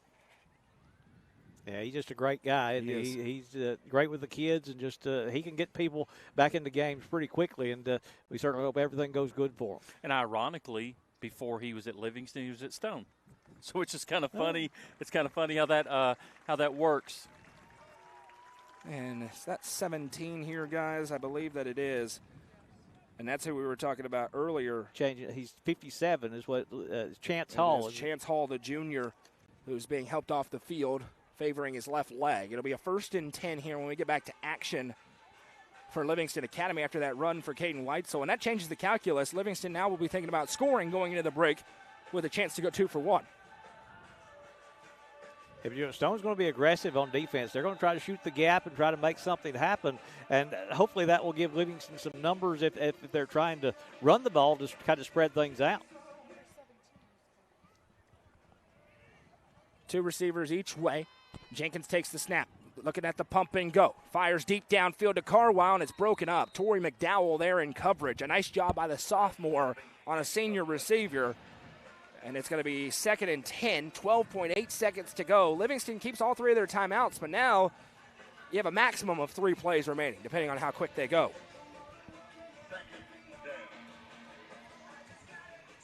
Trying to keep the pressure on them, though, going in with this offense where they just stand there and make the defense stand there and kind of wait. Stick around in the Happy Hiller halftime show. We'll talk about the first half, preview the second half, take a look around the state. How about that game last night between Antioch and FRA? 65-62. Unbelievable. It was like a 30-point game in the fourth quarter. FRA came back. Snap taken here for Jenkins. Drops back. Fires deep downfield again. Looking for Carwile. He had a step, but he just missed him. McDowell in coverage again. Carwile got free deep, and that's a big difference in this game as well. Every time somebody's been free deep for Stone, Noah Potter has put it on him. 6 seconds to go. And like we mentioned, it just seems things are just barely out of reach several times for Livingston on out of bounds, overthrows, breaking loose on a run. Things are just slightly off. 3 to the left, 2 to the right, empty set on 3rd and 10. Jenkins takes the snap, fires to Carwell on the outside again. 3 seconds, and he'll dart out of bounds with 2. 1.3 now, so Hail Mary time from the 33-yard line for Livingston Academy as they wanted to make it a little bit of an easier throw for Adrian Jenkins. They ran the hook and ladder there against White County. That's kind of in their playbook, so that's something they can look at here. Does that come from the tight end or from the slot? Who gets that initial catch? It actually came to Carwile, and then he flipped it back to Weitzel. Wow, that's fun. Trips to the left, one to the right. Weitzel's going to be in the backfield with Jenkins. On 4th down, but 1 second to go. This is the final play of the half. They're bringing pressure. Jenkins steps up in the pocket, fires deep downfield. Receivers there, but can't get there as Goolsby tried to leg it out, but that will be the end of the first half. It's a first half dominated by the Stone Memorial Panthers. After 2 quarters, it's Stone 35, Livingston 8. We'll be back with the Happy Hiller halftime show in just a few moments. This is the high school football game of the week, presented by the Overton County Farm Bureau and Mayberry's Furniture on the Watson Chevy UCR Media Network. Are you looking for your next home? This home has plenty of room in this open split bedroom plan featuring 1,560 square feet with 3 bedrooms and 2 bathrooms on a 0.92 acre lot. All appliances, water heater, and HVAC are new. Convenient to Center Hill Lake, Cookeville Boat Dock, in Austin Bottom. This house is in the Baxter Upperman School District. Your path to ownership is just a phone call away. Call Sonia Brown with American Way Real Estate at 931-979-7145 or 931-526-9581.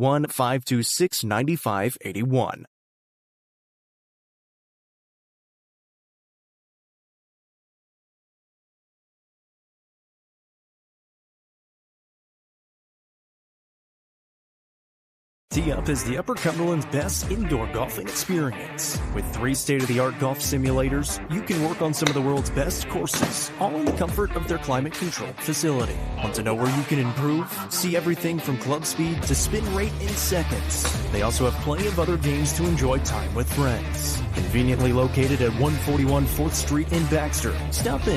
Visit them online at teeupgolfclub.com or call them at 931-559-GOLF to reserve your simulator today. Tee-Up is proud to support this broadcast on the UCR Media Network. The Quality Family, a local company supporting and caring for our local communities. The Quality Family offers services to get you back to the game.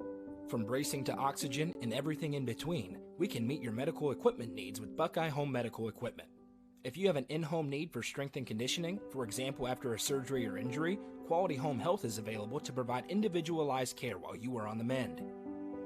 For those with end-of-life diseases, Quality Hospice is available to provide nurturing care during those difficult times. Choose the Quality family of services for care within your community. Visit thequalityfamily.com to navigate all we have to offer you.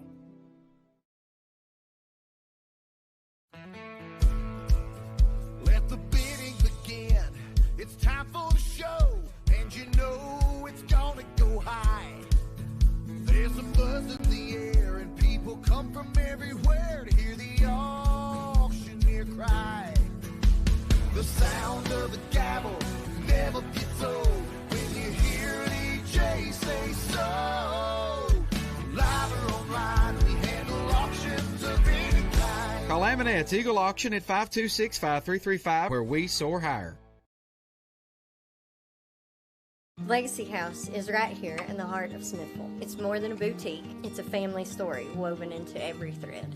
I'm Amy Allen, and I started this place with my 3 beautiful daughters. We offer timeless pieces that feel both classic and bold. From rich textured clothing to one-of-a-kind accessories. This shop has a perfect mix of heritage with a modern edge. So come on down. You'll find more than just fashion. You'll find a place where legacy and style meet. Located at 104 West Walnut Street in Smithville, stop by and see their selection Tuesday through Saturday. Legacy House is proud to be an all-inclusive sponsor. Livingston Regional Hospital is Livingston's hometown hospital. Located at 315 Oak Street, Livingston Regional Hospital provides compassionate quality care for all patients from local people you can trust, so you can count on them to treat you like family. Their excellent staff offers years of experience and training to meet the needs of all patients. They understand the importance of providing care in a professional and comforting manner. They're proud to partner with Livingston Academy Athletics through the LRH Sports Medicine team. Livingston Regional Hospital is a proud sponsor of this broadcast on the UCR Media Network. Nelson Trophy and Screen Printing is proud to support student athletes and athletic departments throughout the Upper Cumberland. They are also proud to sponsor Nelson Trophy and Screen Printing's Player of the Game on this broadcast. From trophies to t-shirts, they can do it all. Be sure to stop by and see them at 120 Circle Drive in Allgood, or give them a call at 931-537-9559. Nelson Trophy and Screen Printing, proud sponsor of this broadcast on the UCR Media Network. Are you looking for the best dining experience in the Upper Cumberland? Visit Fire and Vine in Cookeville's historic West Side. Fire and Vine offers great service and a unique menu, including mouth-watering deep dish pizza, delectable beef, chicken, fish, and more. Take in stunning views from the rooftop while enjoying your meal. Come and experience the charm and flavor of Fire and Vine, your new favorite spot for a memorable dining experience. Fire and Vine is a proud sponsor of this broadcast on the UCR Media Network.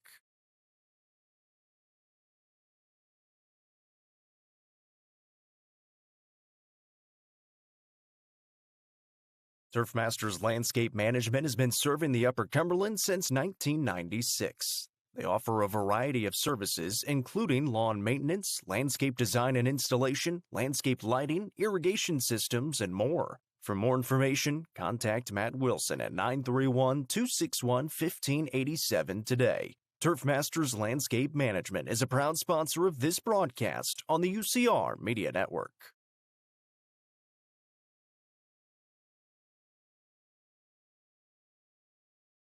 The Real Estate Collective is a team of experienced, licensed real estate agents serving the entire Upper Cumberland region. Whether you are looking to buy or sell, the RICO team is ready to serve you. With a focus on people over profits, you can rest assured the Real Estate Collective can help make your real estate dreams a reality. Call 931-559-9500 for more information or see their current listings at letsgorico.com. The Real Estate Collective is proud to support student athletes in our area and this broadcast on the UCR Media Network. Looking for weekend lunch and dinner plans? Since 1971, Nick's Restaurant has been locally owned and operated. From mouth-watering prime rib to delectable ice cream pie, Nick's has it all.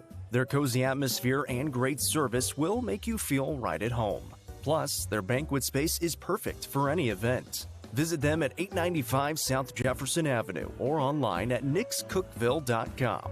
Nick's Restaurant is a proud sponsor of this broadcast on the UCR Media Network. The Crouch team with Highlands Elite Real Estate proudly presents this newly remodeled 4-bedroom, 4.5-bathroom home on the south side of Cookeville. This home sits on 1.7 acres and has a beautiful sunroom where you can see your private backyard that borders a creek. For more information, visit chadandamycrouch.com or call 931-979-1191. The Crouch team with Highlands Elite Real Estate is a proud sponsor of this broadcast on the UCR Media Network. Loading the kids in the car, brokering peace in the back seat, mastering the snack handoff without even looking. Why are simple things sometimes so complicated? Thankfully, with auto owners, insurance doesn't have to be one of them. We work with independent agents who keep insurance simple, so you can worry about more important things, like figuring out what's growing in that cup holder. That's simple human sense.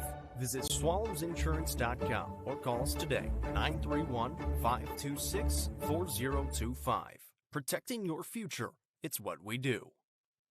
Mayberry's Furniture has been family-owned and operated since 1946 and is now serving the Upper Cumberland with locations in both Crossville and Cookeville, offering the largest array of solid wood furniture and mattresses in the area. They also provide a best price guarantee and in-house service and delivery. Stop into their 15,000 square foot showroom at 1020 South Willow Avenue in Cookeville to see their selection of Amish solid wood, flex steel, Tempur-Pedic, Sealy Posturepedic, and much more today. Mayberry's Furniture is proud to be the presenting sponsor of the high school football game of the week on the UCR Media Network. Overton County Farm Bureau Insurance is proud to serve our community. Christy Key, John Godwin, and Corey Nard are your local auto, home, and life insurance experts. Whatever your insurance need, they will work to find you a solution. Visit them at 7486 Bradford Hicks Drive in Livingston or call them at 931-823-1322. Overton County Farm Bureau Insurance is proud to present Livingston Academy football all season long on UCR. Modern Roofing Group is an Owens Corning preferred contractor, and they're proud to bring that reputation and recognition to the Upper Cumberland. Their customer service and craftsmanship are second to none. Get comfort that your roof will stand up to the storms by calling 931-400-8788 and get an estimate on a new roof today. That's 931-400-8788. 100% financing is available. Modern Roofing Group is proud to stand behind their work with a 10-year workmanship guarantee. The John Deere 5E is built for our way of life, and it's backed by Tri-Green Equipment's tried and true support. So stop by your local Tri-Green Equipment store to take advantage of financing as low as 0% APR this fall.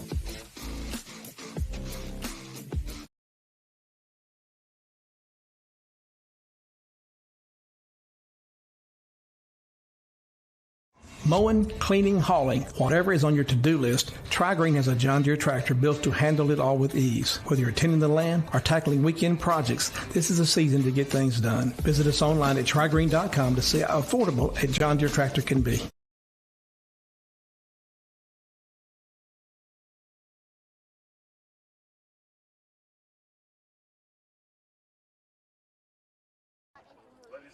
Welcome back. It's time for the Happy Hiller halftime show. Visit happyhiller.com to see how our friends at Hiller can help solve your plumbing, heating, cooling, and electrical problems today. That's happyhiller.com. At the break, Allstone Memorial. They lead Livingston Academy 35-8 in the high school football game of the week. A lighter week around the state with a lot of games or teams on fall break. So you either have your bye week this week or next week. For the most part, there's a couple of insane Thursday night game. Tell us about it. Between FRA and Antioch. Now, Antioch's quarterback probably going to end up being a 5-star when all is said and done. Andre Adams, he is legit with a capital L. I mean, for real. And last night, Antioch led huge in the fourth quarter. Huge. And yet, FRA came back, had a 2-point conversion to try and tie. They didn't get it the last second. Antioch won 64-62.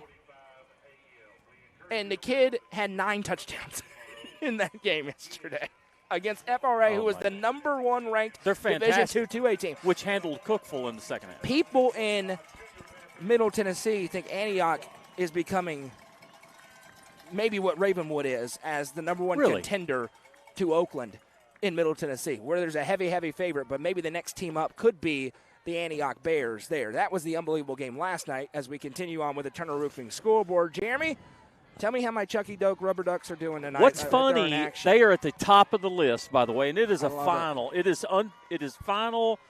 They played 6-1 volunteer tonight. Oh, no. We're in trouble. And unfortunately, we're in trouble. For Chucky Doak, the final score was 0-70. Unfortunately. We got to get it together. The Rubber Ducks have got it together. By the way, I mentioned that it was a lopsided game at halftime. Yeah, with 10:28 to go in the fourth quarter, Antioch led FRA 50-23, and it ended up being a 2-point game last night, 64-62. Here is a I've already kind of insinuated it's a surprising score, so I'm not going to have you guess it because you'll probably jump on it being surprising, but Grace Christian, 4-2 Grace Christian and Sevier County tonight. 7 minutes go in the fourth quarter. Grace Christian's pretty good. Grace Christian is winning 33-24. Grace Christian's pretty good. Let me tell you how terrible Chucky Doak is. You ready? They lost 70-0. My Unica, I say it wrong every week. They only lost 69-0. So my team only lost 69-0. Yours lost 70-0. Who did Unica play tonight? Jellicoe, 2-5 Jellicoe. What was the score? 69 Zipperino. Nice.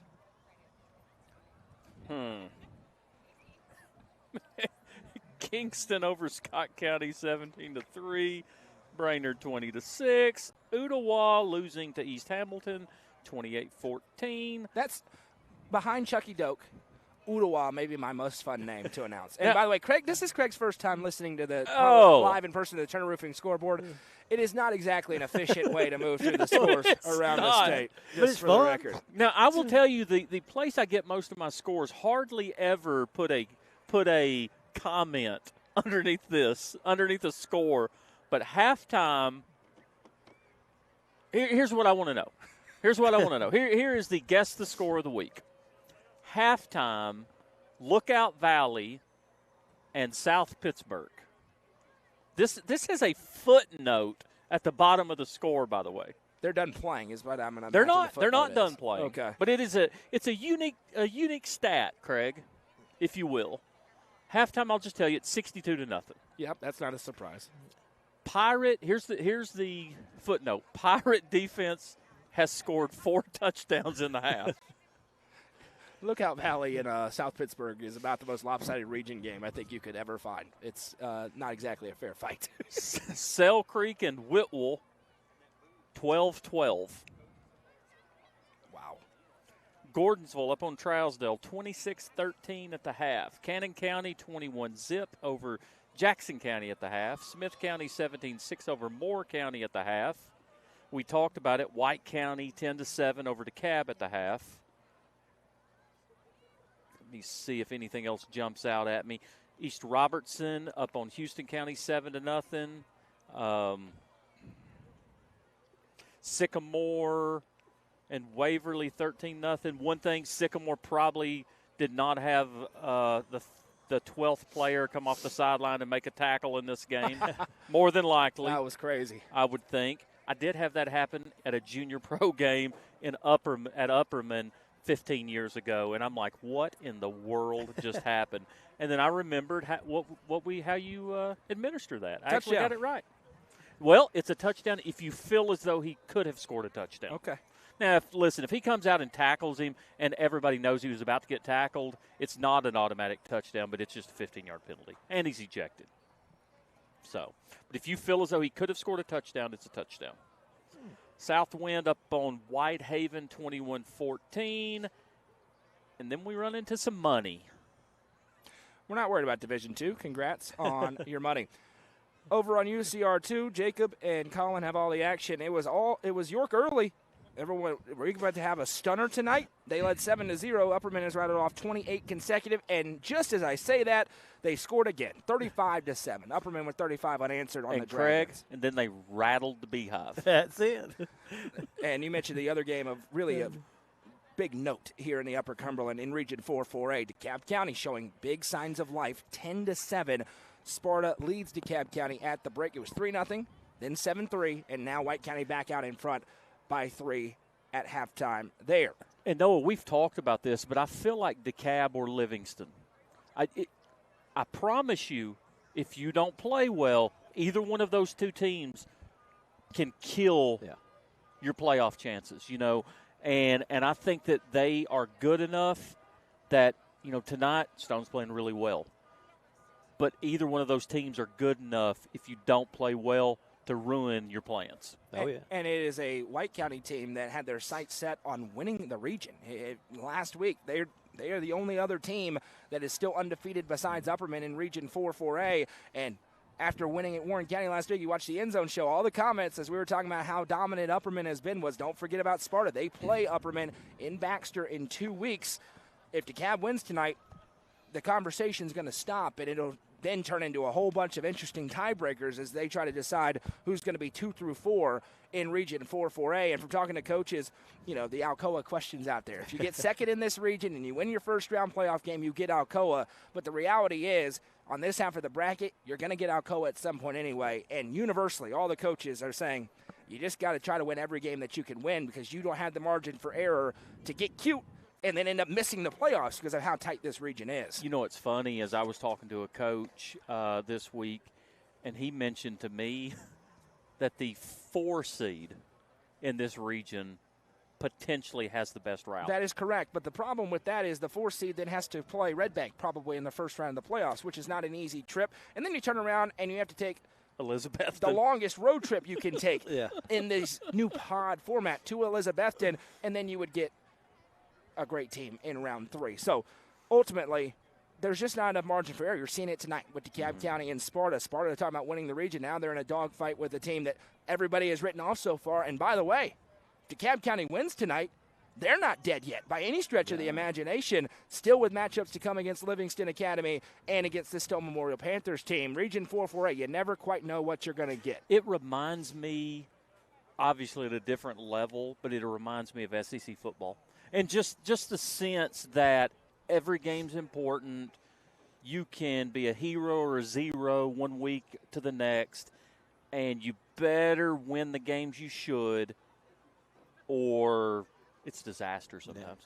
When we come back, we'll have a report from Hallie Gunlock. We'll talk to Derek Samber, and then we'll get right to third quarter action. Stone Memorial rolling, but Livingston gets the ball to start the second half. It's 35-8. This has been the Happy Hiller Halftime Show on the Watson Chevy UCR Media Network.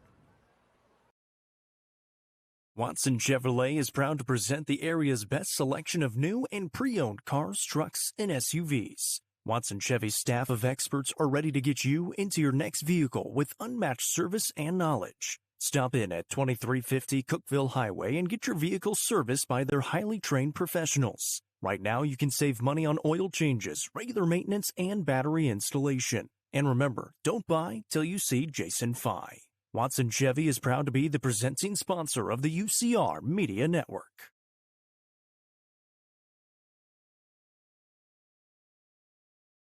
Are you looking for your next home? This home has plenty of room in this open split bedroom plan featuring 1,560 square feet with 3 bedrooms and 2 bathrooms on a 0.92 acre lot. All appliances, water heater, and HVAC are new. Convenient to Center Hill Lake, Cookeville Boat Dock, and Austin Bottom. This house is in the Baxter Upperman School District. Your path to ownership is just a phone call away. Call Sonia Brown with American Way Real Estate at 931-979-7145 or 931-526-9581.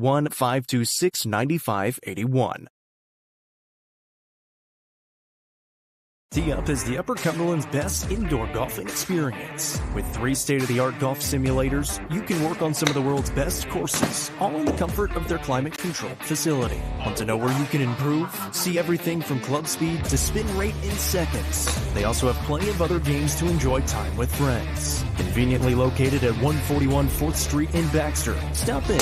Visit them online at teupgolfclub.com or call them at 931-559-GOLF to reserve your simulator today. Tee Up is proud to support this broadcast on the UCR Media Network.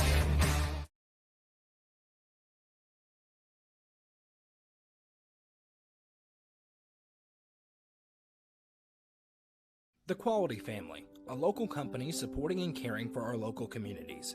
The Quality Family offers services to get you back to the game. From bracing to oxygen and everything in between, we can meet your medical equipment needs with Buckeye Home Medical Equipment. If you have an in-home need for strength and conditioning, for example after a surgery or injury, Quality Home Health is available to provide individualized care while you are on the mend. For those with end-of-life diseases, Quality Hospice is available to provide nurturing care during those difficult times. Choose the Quality family of services for care within your community. Visit thequalityfamily.com to navigate all we have to offer you. Let the bidding begin. It's time for the show, and you know it's gonna go high. There's a buzz in the air, and people come from everywhere to hear the auctioneer cry. The sound of the gavel never gets old when you hear an EJ say so. Live or online, we handle auctions of any kind. Call Aminette's Eagle Auction at 526-5335, where we soar higher.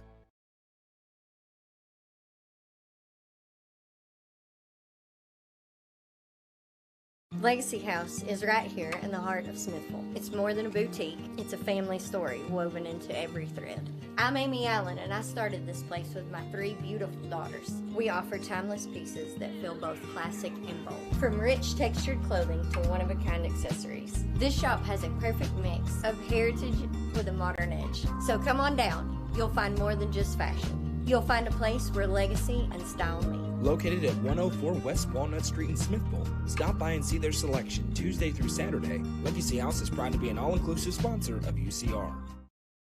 Livingston Regional Hospital is Livingston's hometown hospital. Located at 315 Oak Street, Livingston Regional Hospital provides compassionate quality care for all patients from local people you can trust, so you can count on them to treat you like family. Their excellent staff offers years of experience and training to meet the needs of all patients. They understand the importance of providing care in a professional and comforting manner. They're proud to partner with Livingston Academy Athletics through the LRH Sports Medicine Team. Livingston Regional Hospital is a proud sponsor of this broadcast on the UCR Media Network.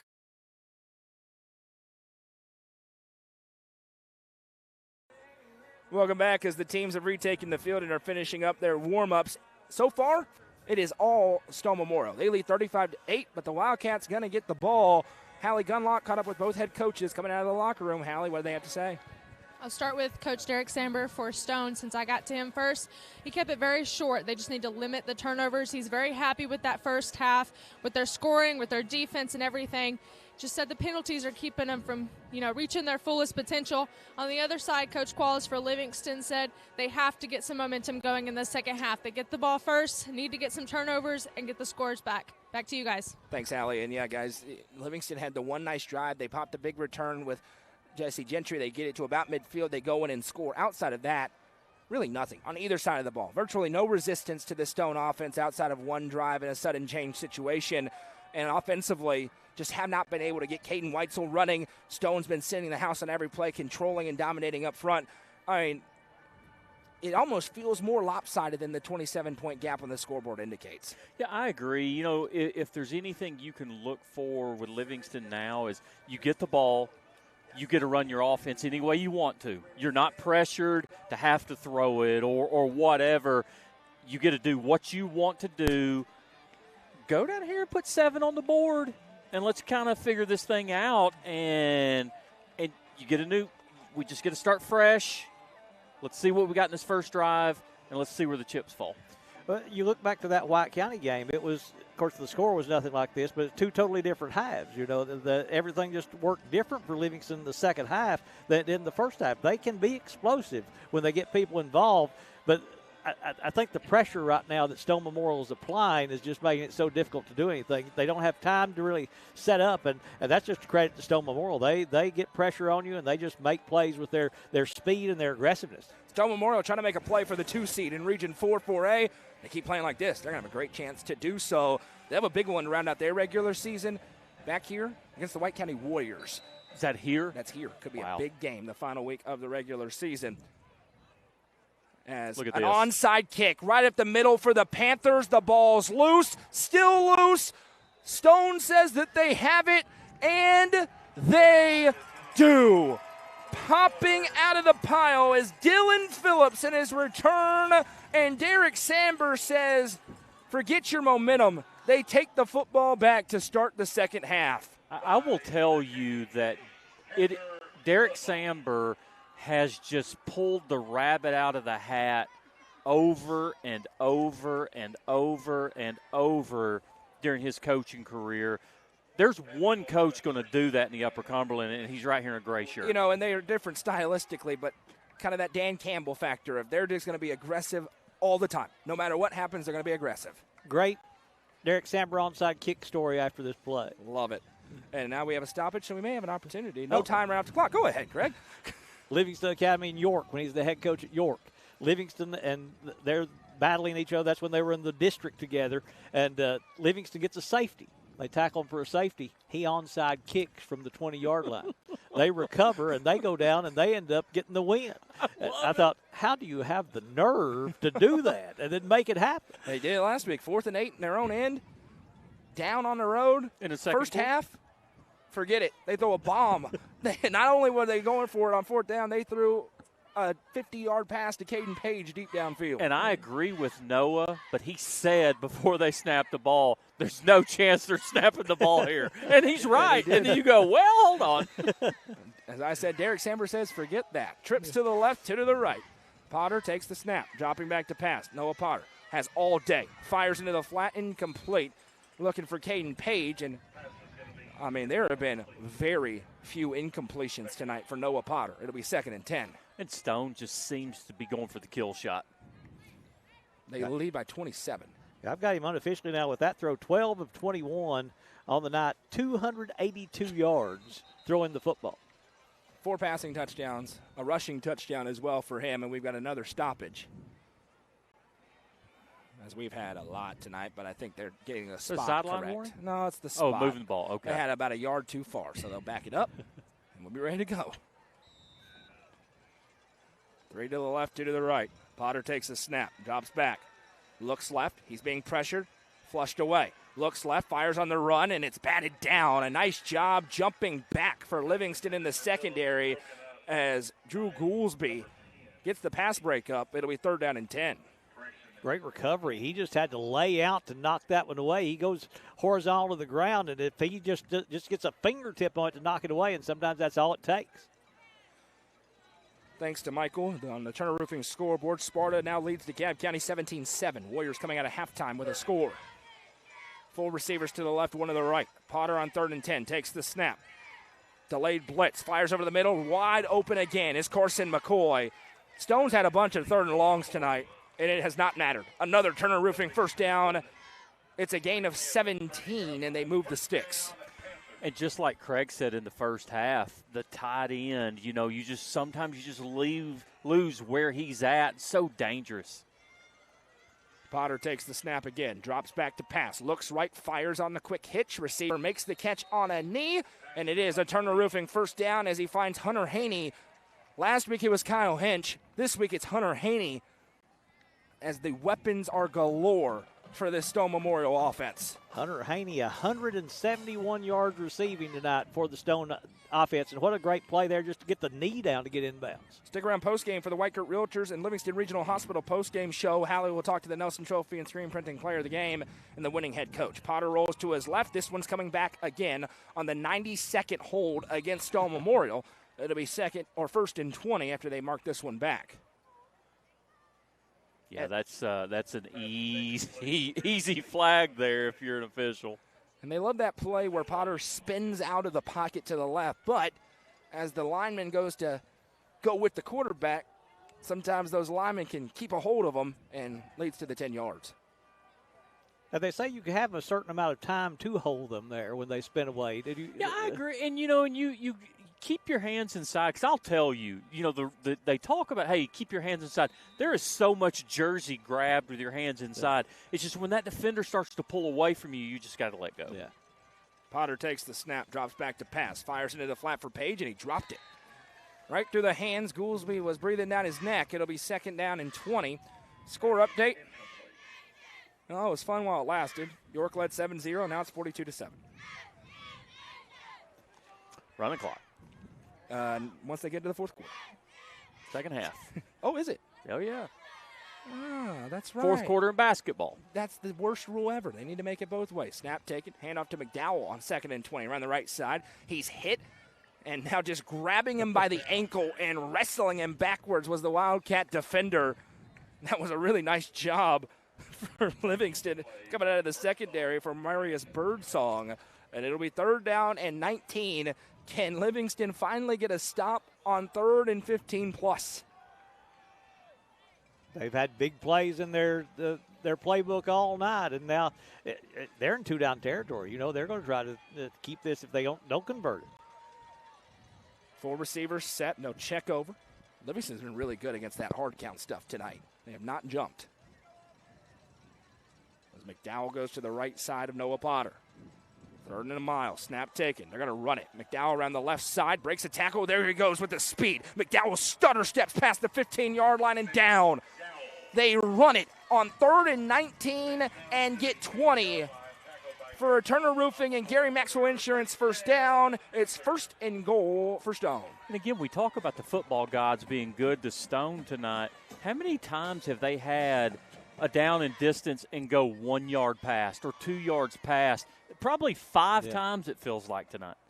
And what about McDowell? He will hit the hole differently each time. Sometimes he hits it with a burst of speed. Sometimes, like right there, he'll read and react. You know, he's just got great football sense. 1st and goal from the 8. Potter takes the snap, rolls to right, now looks left, fires it against his body. Receiver makes the catch, trying to get to the goal line, sticks it out, and he's in. Carson McCoy, touchdown, Panthers. 5 touchdown passes tonight for Noah Potter. And the onslaught is on in Crossville. Carson McCoy with his 2nd touchdown catch of the night. It is 41-8, and with 9:36 to go, this one's officially over. And I'll tell you, and I know Stone did not have a great game against Upperman, and they've had a couple of magical wins. Nobody wants to play Stone Memorial right now. I promise you don't want to play them. Especially here. The extra point is up, and the extra point is good. 9:36 to go in the 3rd quarter. The Panthers lead 42-8. Coverage presented by Overton County Farm Bureau and Mayberry's Furniture on the Watson Chevy UCR Media Network. Tee Up is the Upper Cumberland's best indoor golfing experience. With 3 state-of-the-art golf simulators, you can work on some of the world's best courses, all in the comfort of their climate-controlled facility. Want to know where you can improve? See everything from club speed to spin rate in seconds. They also have plenty of other games to enjoy time with friends. Conveniently located at 141 4th Street in Baxter. Stop in.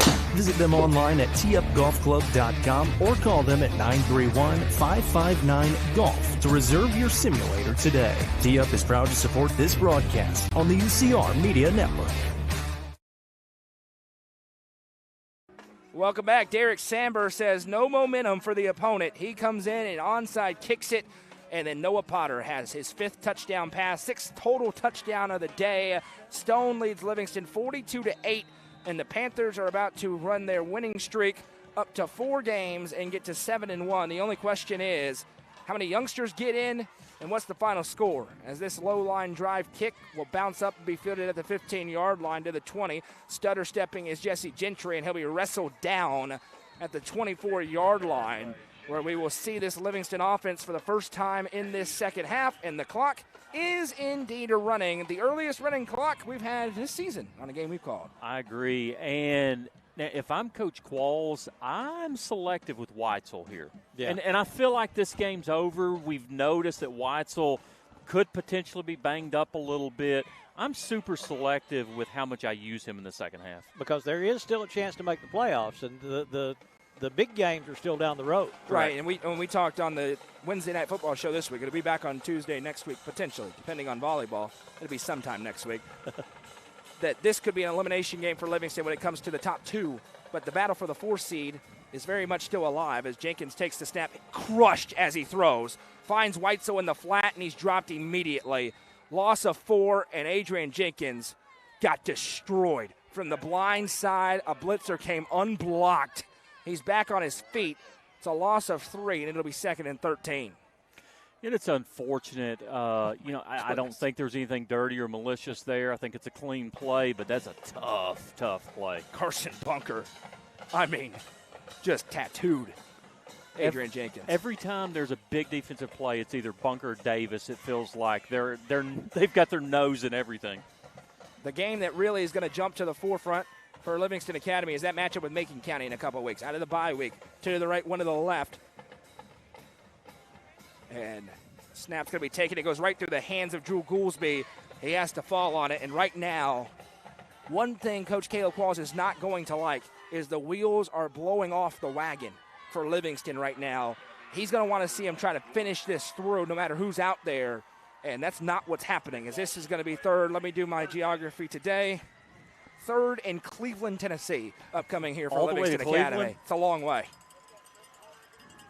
If you just start walking straight through the end zone, eventually you'll be very tired, but you will make Cleveland. I was going Pikeville. You went all the way to Cleveland. It's third and real long. I didn't give Chattanooga. Caden Page comes on late. He's going to be in the back end of the secondary. Jenkins, the quarterback, takes the snap, drops back, has time, pump fake. Now he rolls into the pressure, jump pass, and it's incomplete. That's a great job right there by Carson McCoy, just jumping up there and taking away that pass. Jenkins wanted to throw it early, but McCoy, what they say, if you can't make the tackle, just leap and try to knock it down. And that's what he did, and Jenkins had to pull it down. It looks like they've got intentional grounding on that play. Baylor Barnes was over there on the left side. Quite frankly, it doesn't really matter. And they are going to call intentional grounding. It'll be a loss of down. And it'll back it further up on no doubt about it. You got a punt. The only question is Derek Sammer going to leave it out there? Typically, 42 is the amount you'll see guys take their ones out of the game. You want to get one score clear on that running clock. So we may get one more drive of Noah Potter, although he's got to be on record watch right now. 6 total touchdowns in the game. Clock should be running. And they brought the Hounds. This one's up in the air. Page lets it roll, and it'll trickle right about midfield, make it the 47-yard line. Yeah, and 30-plus points. The clock is running now after stopping it briefly. Yeah, it should have ran through that penalty.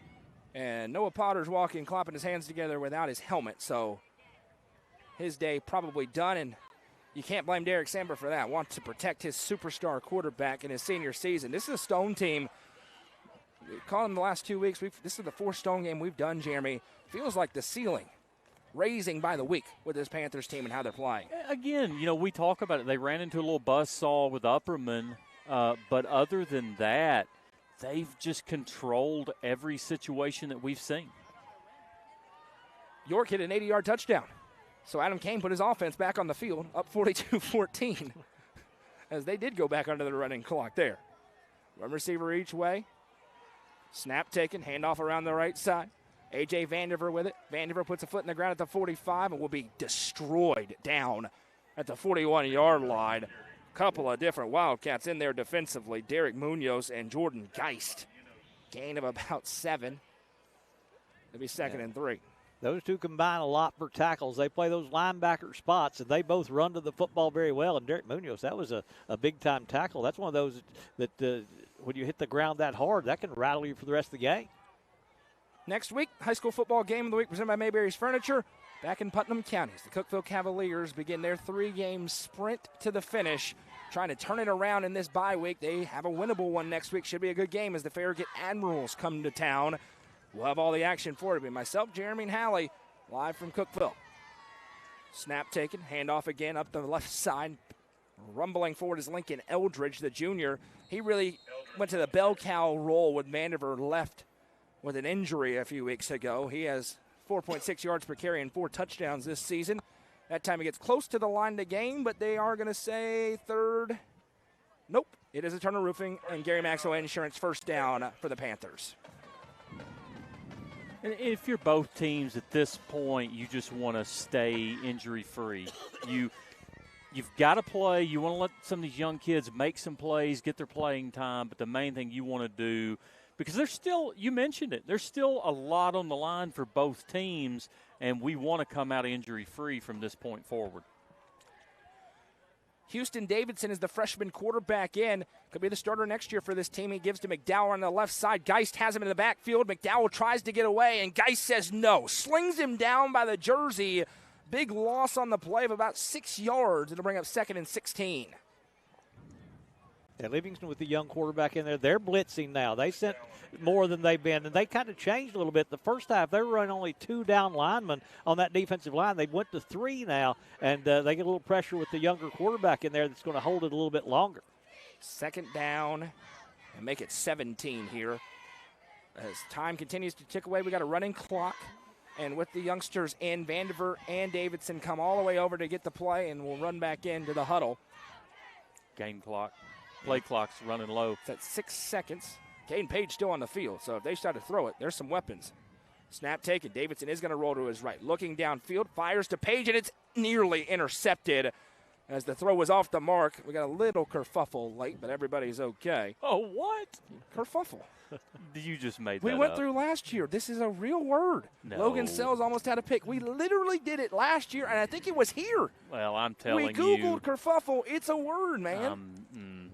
Craig, have you ever heard that word? I don't think I have. That's not. Hey, listen. They don't use that word in Livingston or in Burgess Falls where I was had to raised. deal with Hallie pregame talking about a question where she didn't get things quite right, and she said that I was wrong somehow. I don't know how I was wrong out of it, but okay. Oh, my good. Kerfuffle? We literally had this exact conversation here last year. You don't use that in Hog-Eye country. Davidson takes the snap, gives to Eldridge around the left side. It's 3rd and a mile. Guess what? There's another hold against Stone as Eldridge is popped by a host of Wildcats after getting about 8. We'll see if they accept this penalty or not. Punting units coming onto the field on what would be 4th and 12 with under 2 minutes to go in this 3rd quarter. It's so obviously a word. And it is a hold against Stone Memorial. We'll see if Livingston accepts this here, Craig. I couldn't spell it to look it up. I have Googled it, just for the record. Kerfuffle, a commotion or fuss, especially one caused by conflicting views. However, this word is not used in the Hog-Eye country. That's what it says per Google. Well, I hate to break the news to you, but we're in Crossville tonight. Higher elevation, you might use it here. There you go. Daryl Davis on. I do a couple college games, and I start using big words. This one lands. It's a good punt for Davis, and it trickles backwards to about the 6-yard line, and that is where Livingston will take over down on the road here by 34. I did get a text just now that says, Jeremy, you're just not cultured. Thank you. I'm just saying. That's what I've been trying to say. I mean, if there's anything about me, it's that I'm cultured. By the way, credit to the Stone faithful tonight. Big crowd, no train horns. And you know what? They're still winning 42-8. And it's been a wonderful night. It's not that we don't like good crowds. Jeremy, you know we love good crowds. We don't love annoying nuisances in people's faces all the time. That's what we don't want. Ban train horns, TWSAA. He should have witnessed the original, though, shouldn't he, in Portland? Oh, I've been to Portland. It's crazy. At least they have an actual train. Snap taken, handoff from Jenkins, and the back gets hit immediately. Looking for Goolsby.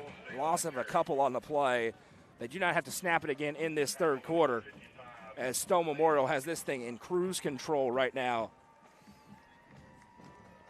Now, Craig, you remember, was it Roger Perry that coached there when Roger they Perry. were so good? Gerald Turner. Portland was so good. Gerald Turner was a man when he played. And Portland, you go into there, like you talk that train whistle. On the visiting side, it's like 6 feet from the back of the bleachers. I mean, that train comes through right behind you. The very first football game I ever refereed was York and Portland. Oh. Davis shows pressure. Livingston is not going to snap it, and that brings us to the end of the 3rd quarter. 12 exact minutes or so to go in this one as we head into the 4th and final frame. It's Stone Memorial 42, Livingston 8 in the high school football game of the week presented by Mayberry's Furniture on the Watson Chevy UCR Media Network.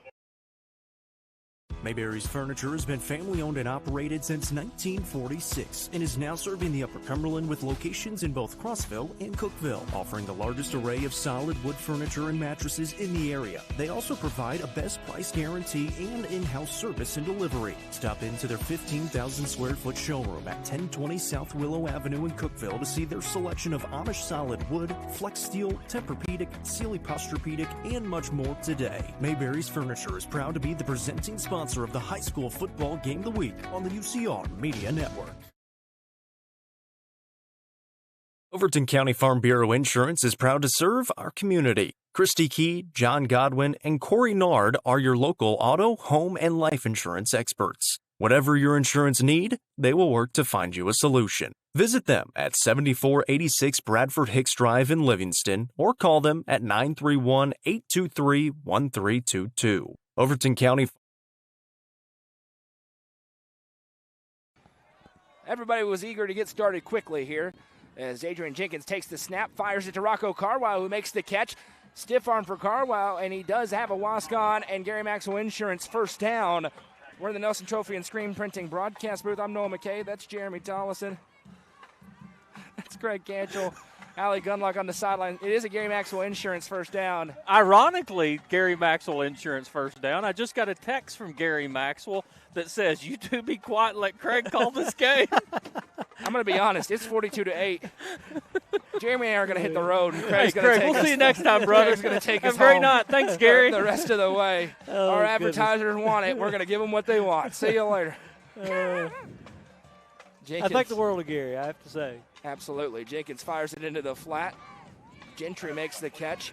And moving forward, Craig, big for this team to get Jesse Gentry back in healthy, at least healthy enough to play, because there are two massive games coming up for Livingston after the bye week. Coach Caleb Walls has said all season long that Jesse Gentry is his emotional leader. He is the first person out there to practice. He's the last person to leave the field for practice, and he will get that team fired up in the locker room, and that's what one of his main roles is. He's a great athlete, makes great plays, but he just means so much to this team in his leadership role that he has. Two to the right, one to the left. Jenkins tries to get him aligned correctly. No Caden Whitesell, got a little bit banged up. Not a surprise. Got to keep him healthy. Snap taken. Jenkins play fake. Fires off his back foot. Incomplete. That was well covered. Cade Radcliffe in the flat had coverage and really nowhere to throw as he was looking for Derek Munoz. I do have a question about the Upperman game last week, and Jeremy, you're the perfect person to answer it. I've never seen a game where in the second quarter last week, it was at like 10 and a half minutes. They just took the clock down to 4. How did they do that? So if both head coaches agree, you can change the number of minutes. You could actually go as low, hey, this fourth quarter we just want to play 1 minute. Yeah. So if both coaches agree, you can change how many minutes are on the clock. Stone shows blitz here on 3rd and 5. Jenkins takes the snap, drops, fires it. Quick hitter to the outside. Receiver makes the catch. Ball pops out, but it's after he's out of bounds. It's a Wascon and Gary Maxwell Insurance first down as they hit the outside. Baylor Barnes, a freshman. Good feed from Adrian Jenkins. Adrian Jenkins hasn't had much opportunity tonight. Every time he's dropped back to pass, he's had a Panther right in his face. Yeah, that pressure has just been intense all night long from Stone Memorial, and that's what they kind of hang their hat on defense. They're going to come after you, and they're going to make you make plays under pressure, and that's what they do, and they've had great success with it tonight. Mayberry's Furniture, you're going to get yourself a brand new couch tomorrow. You're going to tell them UCR sent you, either in Crossville or in Cookville. They're the presenting sponsor of the high school football game of the week as the handoff goes to Goolsby up the middle. Goolsby will be crunched down at about the 39-yard line, a gain of 3. Make it 4. How many square feet are there at those showrooms for Mayberry's? 15,000. 15,000. That's unbelievable. You're going to find something you like, and there's always markdowns throughout the store. New mattress maybe, bedroom set, dining room table. The couches are sensational. Recliners. There's a camo recliner. At least there was a couple weeks ago. Yeah. My wife wouldn't let me get it, but, Somebody somebody else else be able to find you. You just wear camo and sit in it. She'll never be able to find you. 2 to the left, 1 to the right. Jenkins takes the snap, going to fire looking for the wheel route downfield. Pretty good ball, but Gentry wasn't able to corral it over the shoulder. It'll be 3rd and 6. Stride for stride by the defensive back there, just nowhere to throw the football. He never turned around to look, so there might be something you might could call there, but just pretty good coverage. And again, as the officials here, you want to keep people from hurting or anything extracurricular, but some of that marginal stuff, it's like, I think every single person in this stadium must go home right now. It has gotten a little bit chilly tonight. First time we've been able to really say that this season. Trips to the left, one to the right for Jenkins. Stone walks a linebacker down to the line. They're bringing him. Snap taken. Jenkins fires left, and it's batted down. Leaping up and getting a big paw on it from that linebacker's spot. It was a really nice job by the Panthers. Gage Mueller, sophomore linebacker. Looked like a volleyball spike, didn't it? It really did. And pardon me, that was actually Carson McCoy who got up to knock that one down. McCoy's had a big night. He has. He's had a big night, and we've had Stone a few times, and he's had a catch here or there, but tonight I don't know if they found something on film or whatever, but McCoy has been a focal point of this offense, and he's had a really good night. Caden Page back deep. I'd be surprised if he catches this. Good punt. He will call for a fair catch and make it on a knee at the 29-yard line.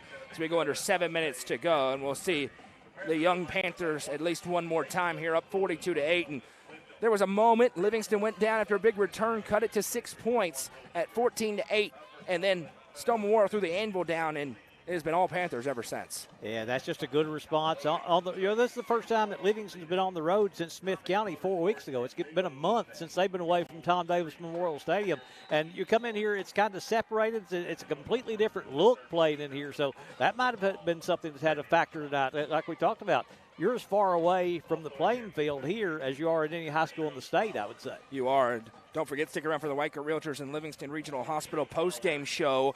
We'll go through the game and, of course, give you the Nelson Trophy and Screen Printing Player of the Game, who will be interviewed by Hallie, and then Hallie will talk to Derek Samber.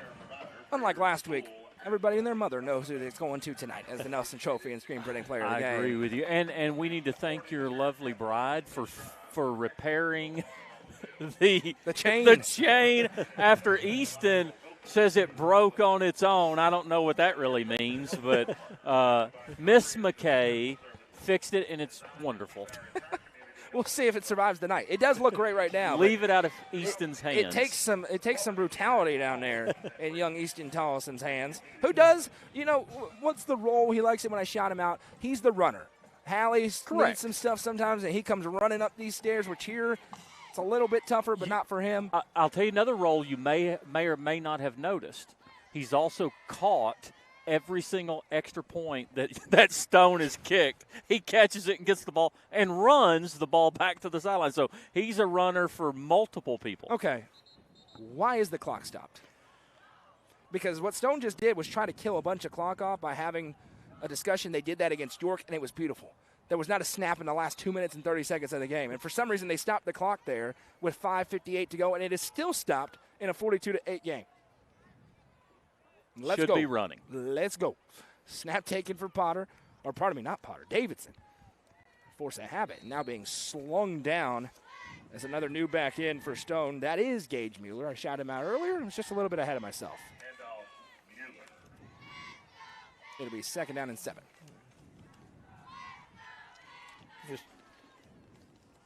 Livingston just got to kind of put this behind them now. You've got the young kids out there, the older people, they're watching. You just got to kind of put this in the rearview mirror, like we talked about. Still the postseason within your reach. You've got Macon County in a couple of weeks. You've got a couple of weeks to get well. You can take a little break here with fall break coming up, and then get that other week to get focused in and just come out and take care of the business that Friday night. 4 receiver set. Davidson calls for, has the snap, gives to Mueller. Mueller hitting the backfield and wrestles forward to about the 36. It is gut check time for Livingston Academy, though. Yeah. You start out with that great start to the season.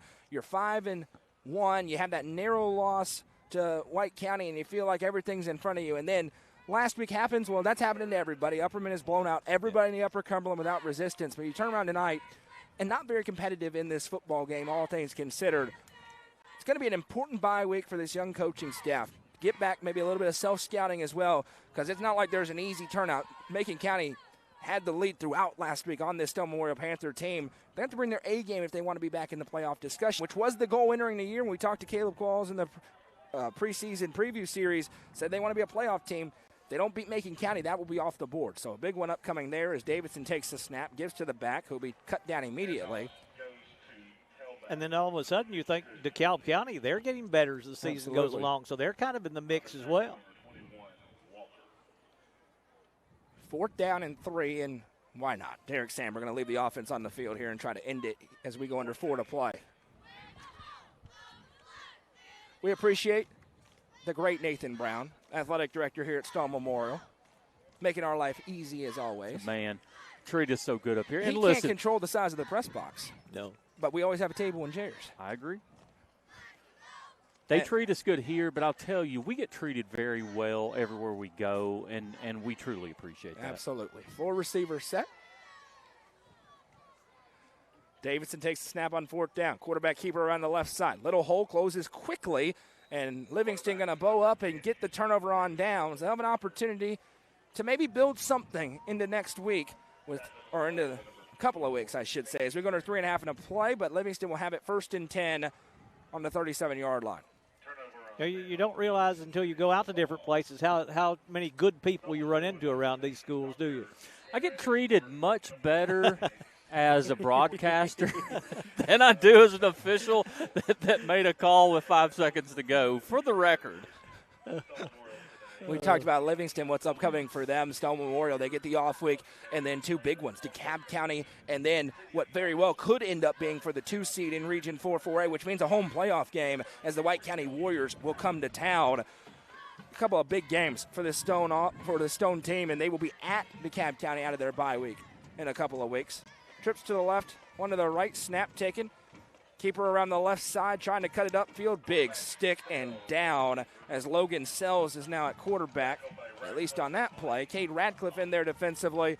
Loss of a yard. Of course, Logan's a freshman for Livingston Academy against Pickett County. Continuous clock going at halftime. He comes in to replace Adrian Jenkins. Threw 3 passes, 3 touchdowns. That's pretty good. That's not bad. And the only other play that they had, he ran a touchdown, and they got it called back by a holding penalty. Wow. So he had just an impressive night that night. The Pucker Shrimp is your one-stop shop for fresh and delicious seafood with options including Dungeness crab and lobster, easy peel shrimp, sausage, potatoes, and more. The Pucker Shrimp has whatever you need to satisfy your cravings. See them tomorrow in front of Staples in Crossville from 11:30 to 6, and follow them on Facebook, The Pucker Shrimp, to stay up to date on where they will be next. Run up the middle here for Livingston Academy. Haven't had a lot of success doing that tonight, but they do that time as Creed Taylor, the sophomore, rumbles through for a gain of 9. I have to say, that sounds really good. It's delicious. I'm telling that you. That sounds really good. And I got some big tray that had sausage, potatoes, corn, but it had crab legs and shrimp. You're killing me. No, I'm telling you. And it was spiced perfectly. And it was in this big old tub. I mean, it's like the size of the tailgate of your truck. And we just fed the whole family. It was great. 1:10 to go. Trips to the right, 1 to the left here. 3rd down and 3 for the Wildcats. High snap. Possessed Sells. Drops back. Now he's going to tuck it and run. Stiff arms forward to the 29-yard line and down. It'll be 4th and short. Probably one more play to go here. And you talk about that. All of our great advertisers we so appreciate. And one more note on the Puckered Shrimp. They go down to Louisiana to get their seafood. This is fresh stuff that they've got there. Really, I can't overstate it. It is really good. Do they just go to different towns? They do. They do. They were in Cookeville when I went and picked. And that's why it's important. Make sure you follow them on Facebook. They have shot up in their follower account. Wink, wink. If you own a business, we can help you do that. They'll tell you where they're going to be every week and every day. 24 seconds to go. Sells takes the snap. Gives to the back up the middle. He's hit hard and dropped. There'll be an exclamation point for the Stone defense as it'll be a turnover on downs, and that will be the final play of the ball game. They gave him the first down. Doesn't matter. Either way, that will do it for us tonight. A dominant effort by the Stone Memorial Panthers. Final score in Crossville, Stone Memorial 42, Livingston 8. We welcome you into the Weichert Realtors and Livingston Regional Hospital postgame show. Really great first drive for Stone Memorial. They set the tone. Livingston answered to cut it to 6 at one point. Outside of that, pure dominance by the Panthers, who are playing among the best football of anybody in this 4A classification right now. Yeah, and I mentioned it just a few minutes ago, but you don't want to play Stone right now. No. They are, and I'll tell you what historically what I've seen is that they try to outscore you. That defense is pretty dang good, and they are balanced, and they can keep you from scoring. Derek Samber's got some, I don't know, it's kind of like from the Water Boy, that notebook with the plays, and I don't even know where he gets all this stuff from. But he's going to score points, but now they're controlling the offense's team from the other side from doing what they want to do, and they've turned into a complete football team. And, last week, even giving up 27 points to Macon County, they played good defense in that game. They got some big stops.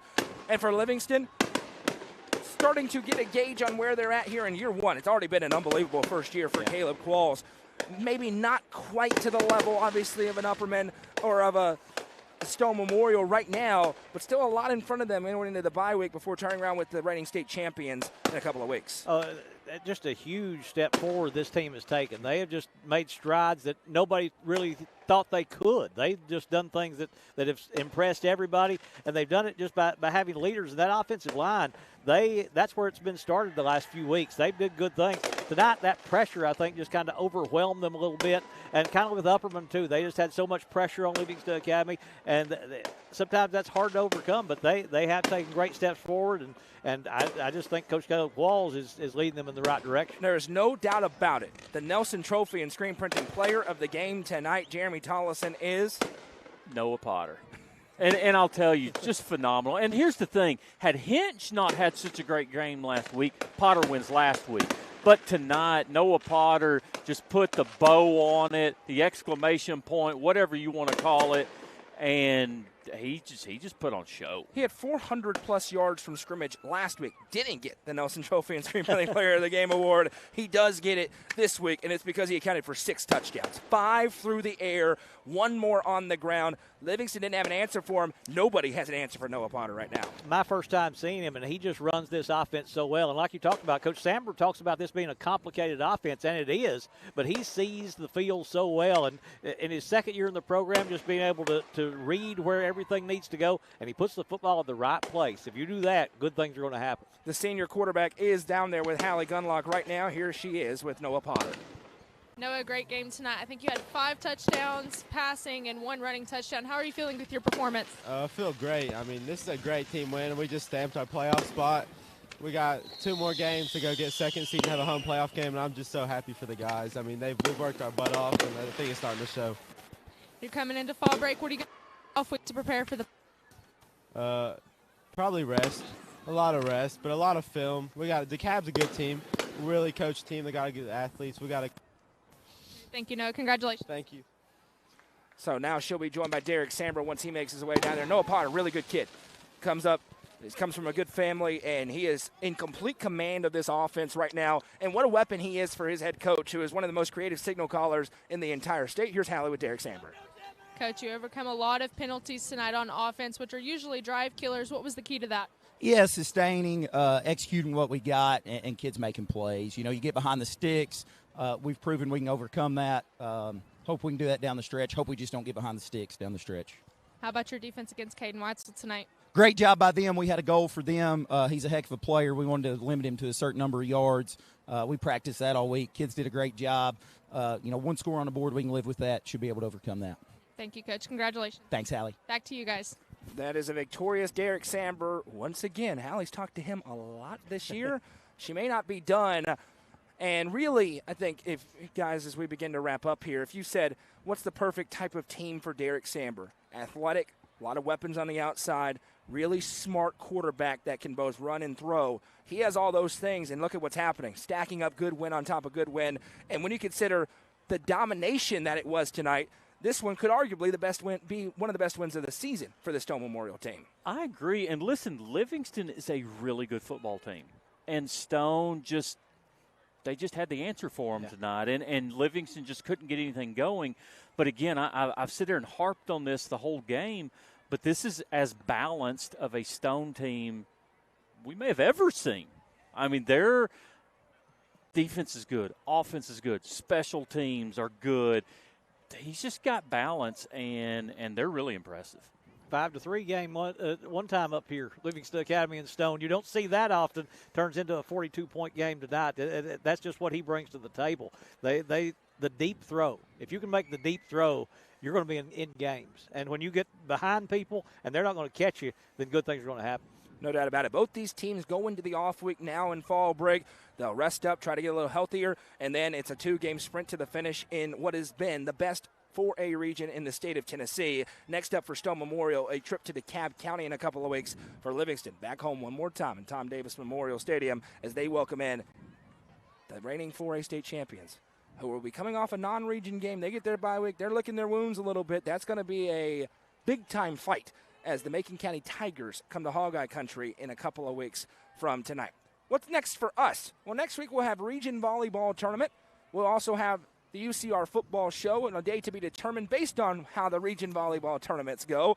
And next Friday night, how about Jeremy and I stay a little bit closer to our home? We will go in Putnam County as the Cookeville Cavaliers talk about trying to reset in a bye week. They have a big moment to reset. Get one more non-region game, then 2 big region games to round out the regular season. All 3 games on paper winnable. We'll see them next week as they welcome in the Farragut Admirals to Cookeville with a 7 o'clock kickoff. Another light week as well next week. Only 2 games for you. We'll have that game. We'll have Macon County against Barron County up in Kentucky as well on the Watson Chevy UCR Media Network. And then it's on. One more note. We are a month away from the start of basketball season. And on Monday, basketball sales open up. So if you want an advertising spot in basketball season, send us a message to our Facebook page and we'll get you squared away on Monday. That opens up on Monday. Basketball, I don't know if you're familiar. To quote what Hallie, I guess, would say, we go hard when it comes to basketball season. And there's going to be a few really good basketball teams around the Upper Cumberland as per usual.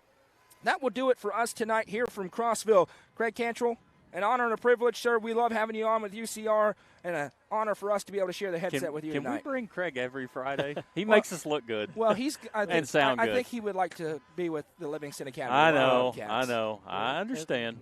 You can take the guy out of the hog eye, but you can't take the hog eye out of the guy, I guess. It was a ton of fun tonight with Craig. I appreciate you letting me come down, too. I just want to say that. I appreciate you letting me do this. And just, I'm glad to be with you all. Just happy to be here. We're happy to have you as well. The GOAT, as I said earlier on tonight. That will do it from us. Goose was here tonight. Coverage coming to UpperCumberlandReporter.com for all the latest coverage of high school sports throughout the area. I'm Noah McKay. That's Jeremy Tollison, Craig Cantrell, Hallie Gunlock, Michael Lindsay, Madeline Lindsay, Easton Tollison, Connor Gunlock. Who else is here? Madison McKay, Hallie's parents. Bucky, everybody, Lisa, and my guy Dave, everybody else, along with UCR. Did I miss anybody who's here tonight? Because I want to get yelled at if I did. What's that? I got Easton, I got Connor, everybody who was here tonight for UCR. Final score tonight from Crossville, Stone Memorial 42, Livingston 8. We say so long and go Vols.